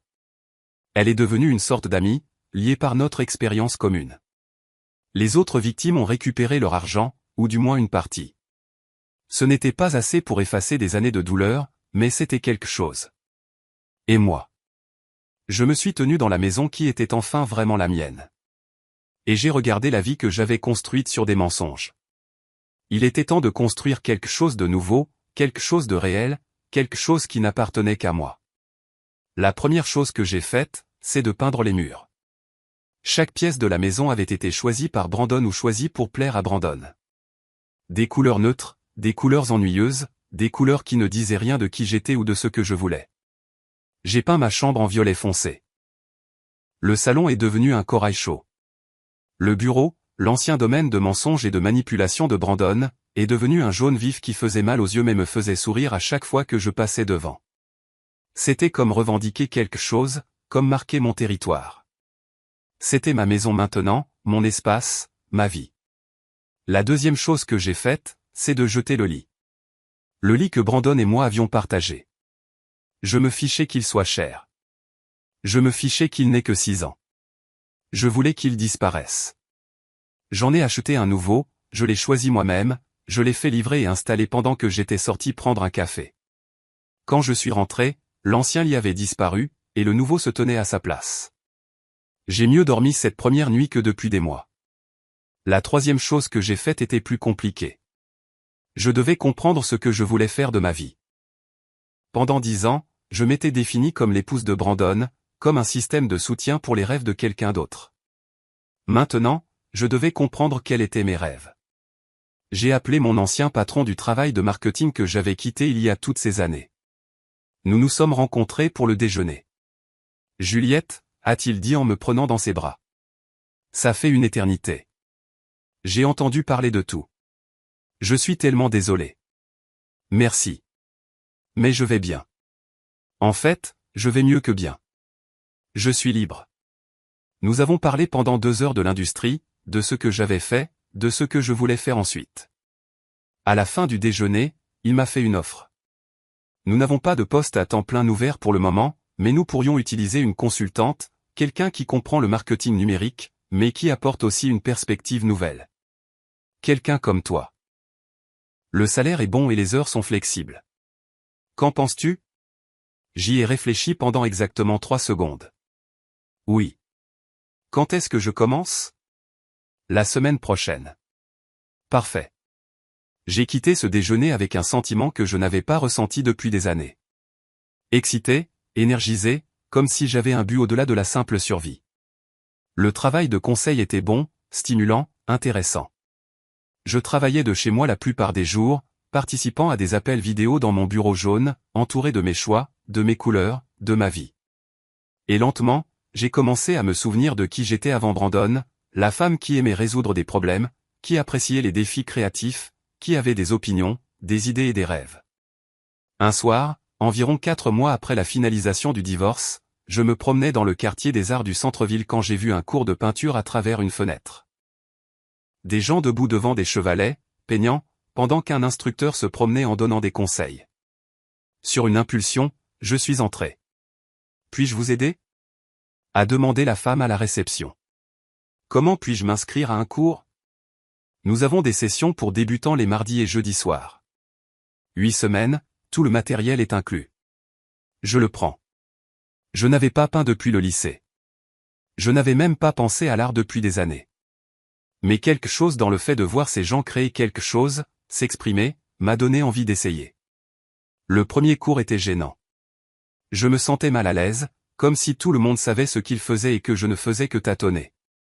Mais l'instructrice, une femme nommée Gloria avec des mains tachées de peinture et des yeux bienveillants, est venue à mon chevalet. Ne réfléchis pas trop, a-t-elle dit. Ressens simplement. L'art n'est pas une question de perfection. C'est une question d'expression. Alors, j'ai arrêté de penser et j'ai commencé à ressentir. J'ai peint des couleurs qui me rendaient heureuse. Des formes qui n'avaient pas de sens. Des tourbillons abstraits, des lignes audacieuses et tout ce qui sortait de mon pinceau. C'était terrible. Objectivement, vraiment terrible, mais c'était à moi et le créer me faisait du bien. J'ai continué à y retourner. Semaine après semaine, je m'améliorais un peu plus confiante. J'ai commencé à comprendre la théorie des couleurs, la composition, la technique. Mais plus que ça, j'ai recommencé à me comprendre.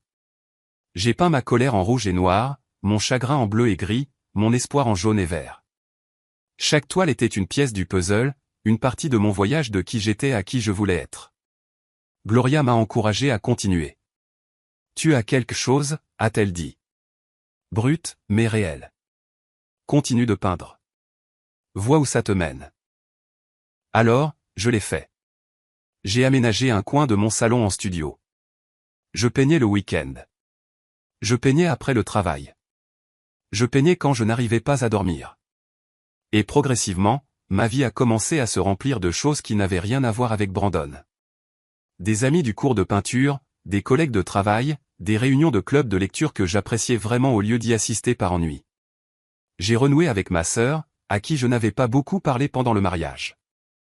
Brandon ne l'avait jamais aimée, disait qu'elle était trop opiniâtre, trop difficile. Maintenant, je réalisais que c'était les choses que j'aimais le plus chez elle. Je suis fier de toi, m'a-t-elle dit un soir au dîner. Pour ce que tu as fait, pour la façon dont tu as tout géré. Beaucoup de femmes seraient restées, lui auraient pardonné ou auraient essayé de faire en sorte que ça marche. Je ne pouvais pas, ai-je dit. Pas après tout ce qu'il a fait. Pas après avoir appris qui il était vraiment. Bien. Tu mérites mieux. J'apprends ça. J'ai dit, j'apprends que je mérite beaucoup de choses que je n'obtenais pas. 6 mois après le divorce, j'ai croisé Simone, l'infirmière de l'hôpital, la femme qui m'a empêché d'entrer dans cette pièce et d'être humilié. J'étais dans un café, travaillant sur mon ordinateur portable, quand j'ai entendu une voix familière derrière moi. Juliette. Je me suis retourné. Simone se tenait là en blouse, ses cheveux dans les mêmes tresses nettes, ses yeux aussi bienveillants que je m'en souvenais. Simone, salut. J'ai pensé à toi, a-t-elle dit, me demandant comment tu allais. Peux-tu t'asseoir? As-tu le temps? Juste une petite pause. 10 minutes. Elle s'est assise et je lui ai tout raconté. Le divorce, l'enquête, l'arrestation de Brandon, ma nouvelle vie. Elle a écouté avec un sourire grandissant sur son visage. Je suis si contente, a-t-elle dit quand j'ai eu fini. Tu as fait exactement ce que tu devais faire. Je ne t'ai jamais remercié correctement pour ce que tu as fait ce jour-là. Tu aurais pu me laisser entrer. Ce n'était pas ton problème.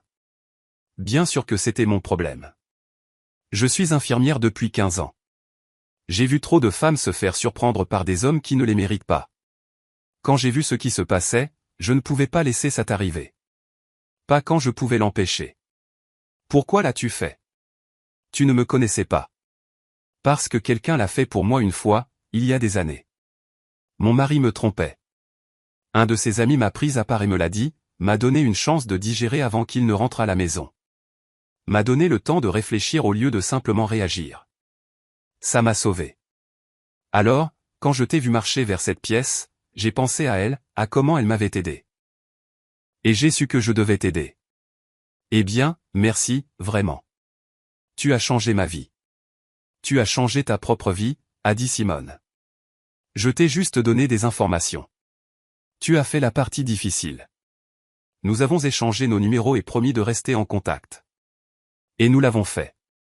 Simone est devenue une amie, quelqu'un que je pouvais appeler quand j'avais besoin de perspective ou juste de quelqu'un à qui parler qui comprenait. Ma vie se remplissait de gens comme ça. Des gens vrais, des gens authentiques, des gens qui se souciaient de moi pour moi, pas pour ce que je pouvais faire pour eux. 8 mois après le divorce, mon patron m'a offert un poste à temps plein. Pas en tant que consultante, mais en tant que responsable de leur département de marketing numérique. Tu as fait tes preuves, a-t-il dit.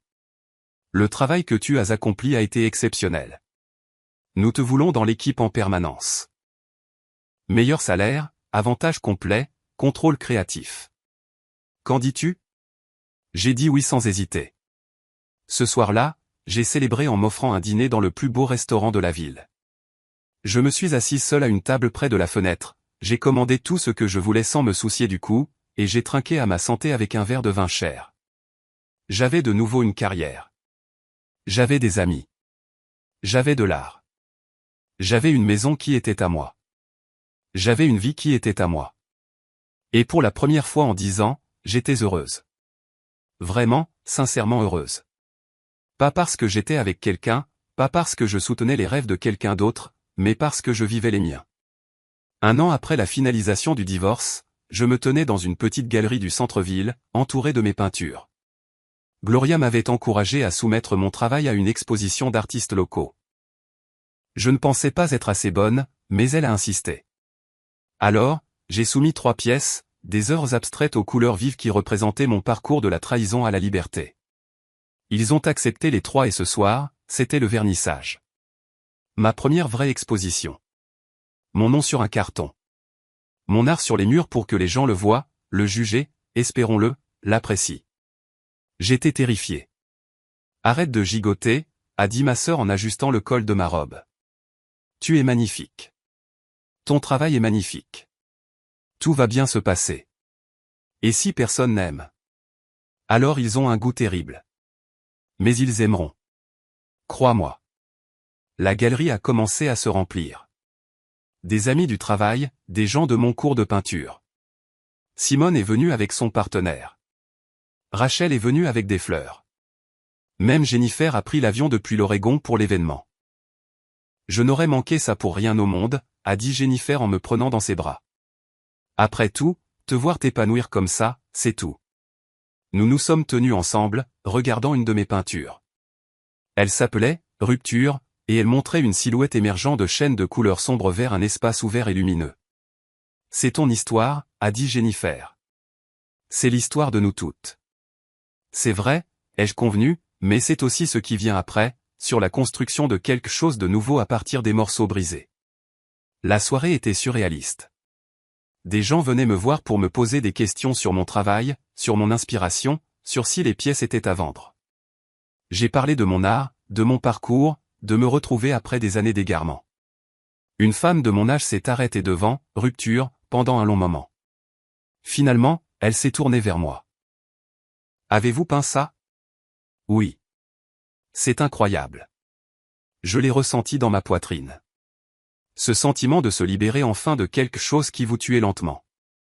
Ses yeux étaient humides. Je suis en plein divorce en ce moment. Mon mari m'a trompé pendant 3 ans. Je pensais que je ne me sentirais plus jamais bien. Mais cette peinture me donne de l'espoir. J'ai pris sa main. Vous vous sentirez de nouveau bien. Plus que bien. Je vous le promets. Comment avez-vous fait? Comment êtes-vous arrivé là? Un jour à la fois. Un choix à la fois. Je me suis choisi, encore et encore, jusqu'à ce que me choisir devienne naturel. Elle a acheté, Rupture, sur le champ. Elle a dit qu'elle la voulait dans sa maison comme un rappel qu'elle était assez forte pour survivre. Alors que je regardais les employés de la galerie mettre un autocollant rouge, vendu, sur le carton, j'ai senti quelque chose changer en moi. C'était réel.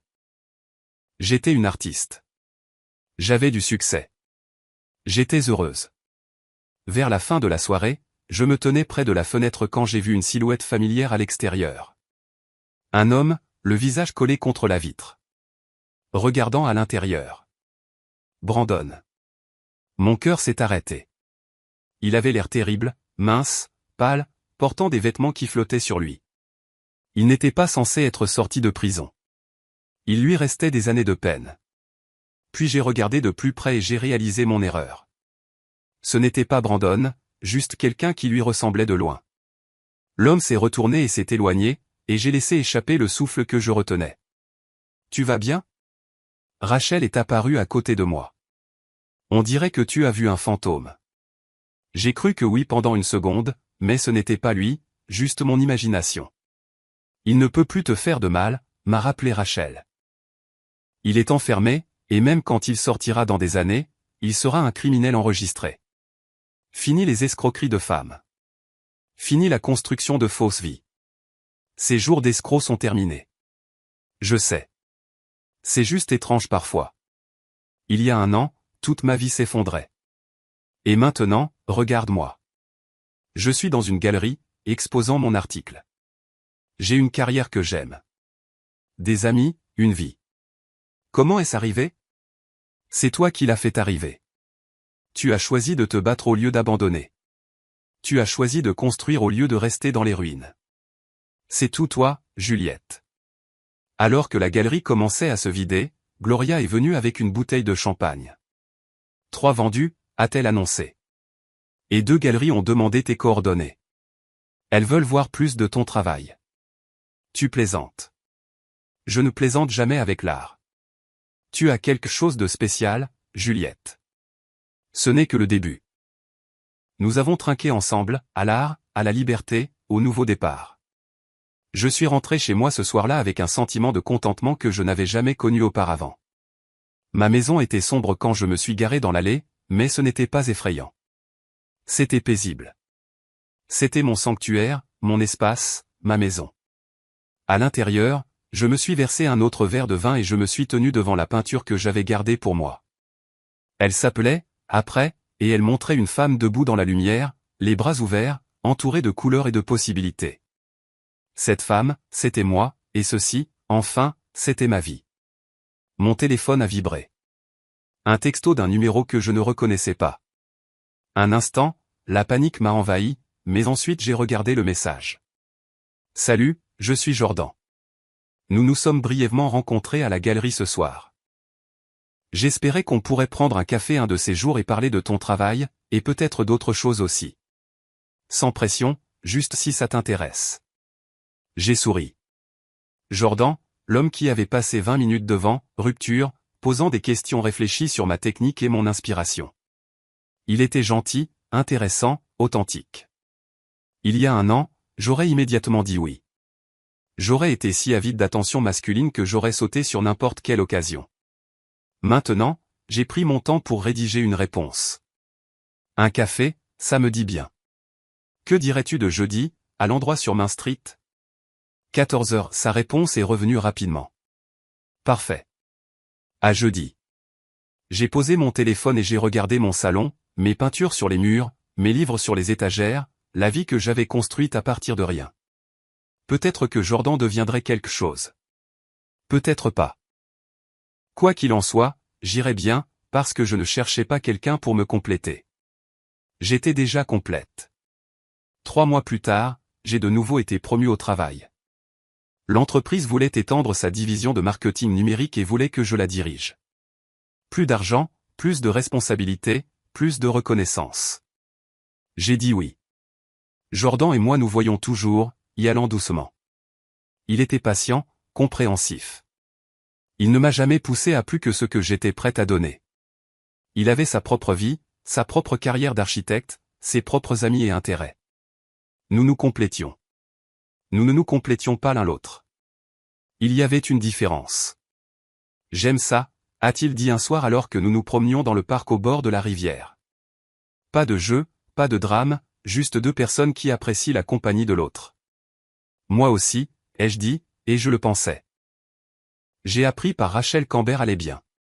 Elle avait terminé son diplôme en ligne et obtenu un meilleur emploi dans sa ville natale. Son fils était en bonne santé et heureux. Elle m'a envoyé un message une fois pour me remercier de ne pas l'avoir détruite comme j'aurais pu le faire. J'ai répondu que nous avions toutes les deux été victimes du même homme. Il n'y avait aucune raison de nous faire plus de mal. Jennifer m'appelait régulièrement.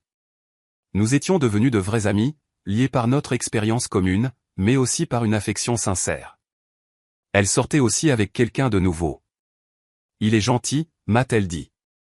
Vraiment gentil. C'est bizarre à quel point c'est inhabituel. Je sais exactement ce que tu veux dire, ai-je dit.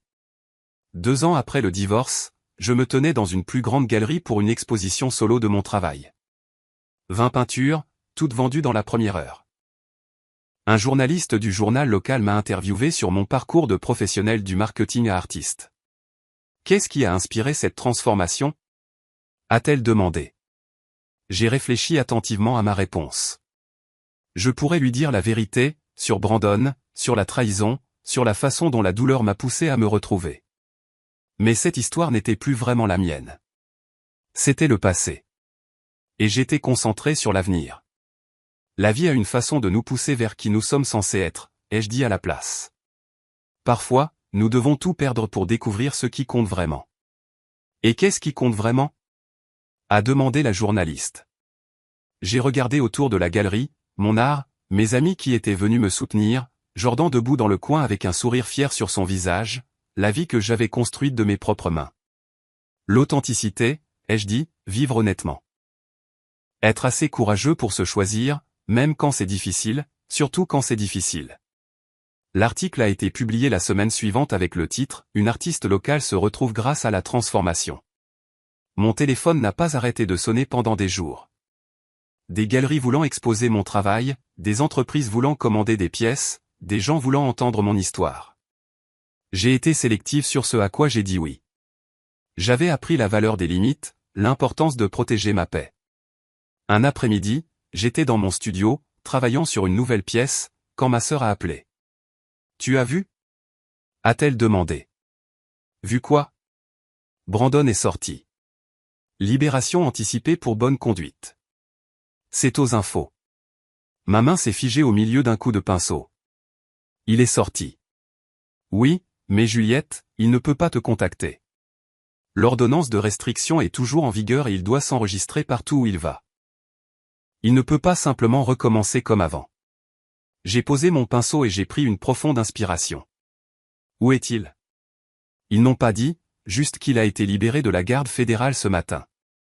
J'ai raccroché et je suis resté là un moment, attendant la peur, la panique, que les vieux sentiments reviennent en force.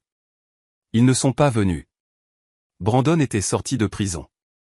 Et alors? Il ne pouvait plus me faire de mal. Il ne pouvait rien me prendre. Cette partie de ma vie était terminée. Fini. J'ai repris mon pinceau et j'ai continué à peindre. Une semaine plus tard, j'ai reçu une lettre par la poste. Pas d'adresse de retour. Mes mains tremblaient en l'ouvrant. Juliette, je sais que je ne suis pas censé te contacter, mais je veux que tu saches que je suis désolé pour tout. J'étais malade. Je suis malade. J'ai suivi une thérapie. Je comprends maintenant ce que je t'ai fait. À toutes. Je n'attends pas de pardon. Je voulais juste que tu saches que je suis désolé. Et que te voir t'épanouir, voir ton art, te voir heureuse. C'est la seule bonne chose qui soit sortie de tout ça. Tu mérites mieux que moi. Tu l'as toujours mérité. J'espère que tu trouveras tout ce que tu cherches. Brandon. Je l'ai lu 2 fois, puis je l'ai passé à la déchiqueteuse. Certains pourraient dire que j'aurais dû ressentir quelque chose. De la pitié, de la satisfaction, une forme de conclusion. Je n'ai rien ressenti. Brandon était un chapitre de ma vie qui s'était terminé. Lire ces mots ne changeait rien. Ces excuses, réelles ou fausses, n'avaient pas d'importance. Ce qui importait, c'était la peinture sur laquelle je travaillais, la promotion qu'on m'avait offerte, les plans de dîner que j'avais avec Jordan, l'exposition que Jennifer et moi planifions ensemble, mettant en vedette des femmes artistes qui avaient surmonté l'adversité. Ce qui importait, c'était la vie que j'avais construite, la personne que j'étais devenue. J'ai appelé Rachel et je lui ai parlé de la lettre. Elle a dit que nous pouvions porter plainte pour violation de l'ordonnance de restriction si je le voulais. J'ai dit, non. Laisse-le vivre sa vie. J'allais vivre la mienne. 3 ans après le divorce, Jordan m'a demandé en mariage. Nous étions au parc au bord de la rivière, au même endroit où je m'étais assise sur un banc et j'avais pleuré après avoir quitté l'hôpital ce jour-là.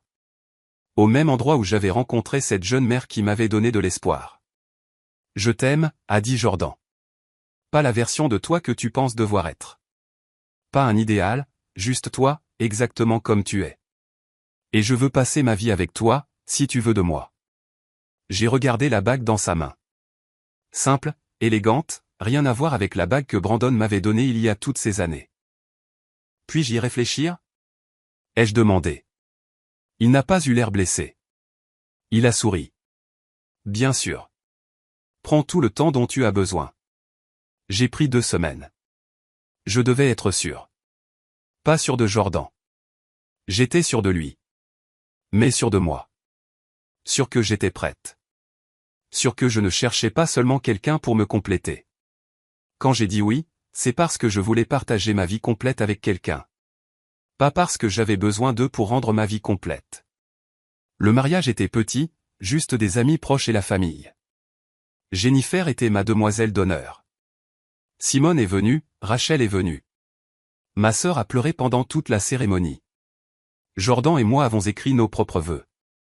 Les miens incluaient la promesse de toujours me choisir en premier, de ne jamais perdre qui j'étais en faisant partie de nous. Il a promis la même chose. Nous avons passé notre lune de miel en Italie, le même pays où Brandon et moi étions allés. Mais c'était différent cette fois. Je n'essayais pas d'être l'épouse parfaite. J'étais juste moi-même, mangeant ce que je voulais, voyant ce que je voulais, peignant le matin pendant que Jordan dessinait des bâtiments. Nous étions des partenaires. Des égaux. Deux personnes complètes choisissant de partager leur vie. Quand nous sommes revenus, j'ai vendu ma maison. Celle pour laquelle je m'étais tant battu. Celle qui représentait ma liberté. Je n'en avais plus besoin. Cette bataille était terminée. Ce chapitre était clos. Jordan et moi avons acheté une nouvelle maison ensemble. Une dans laquelle aucun de nous n'avait d'histoire. Une que nous pouvions remplir de nos propres souvenirs. Ma carrière artistique a continué de croître. J'ai eu des expositions dans 3 villes.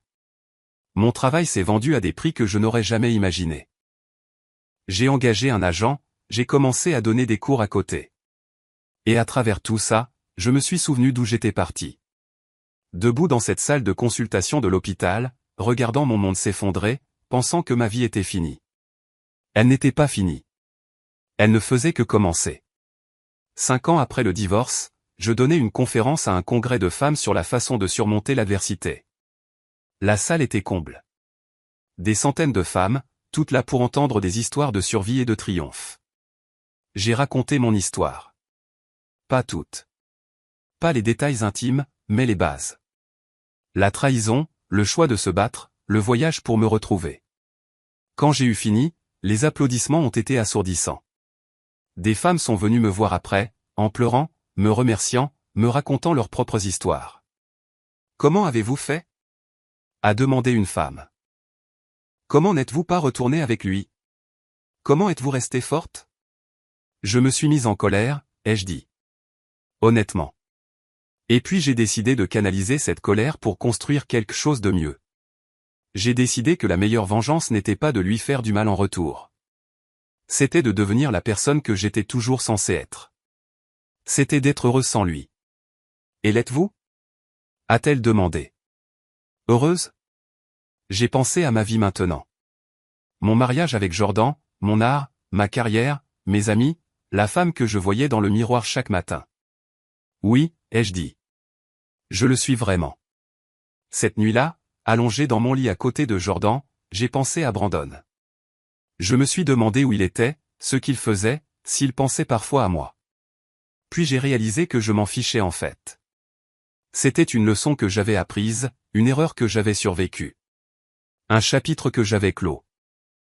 Et mon histoire, ma véritable histoire, était encore en train de s'écrire.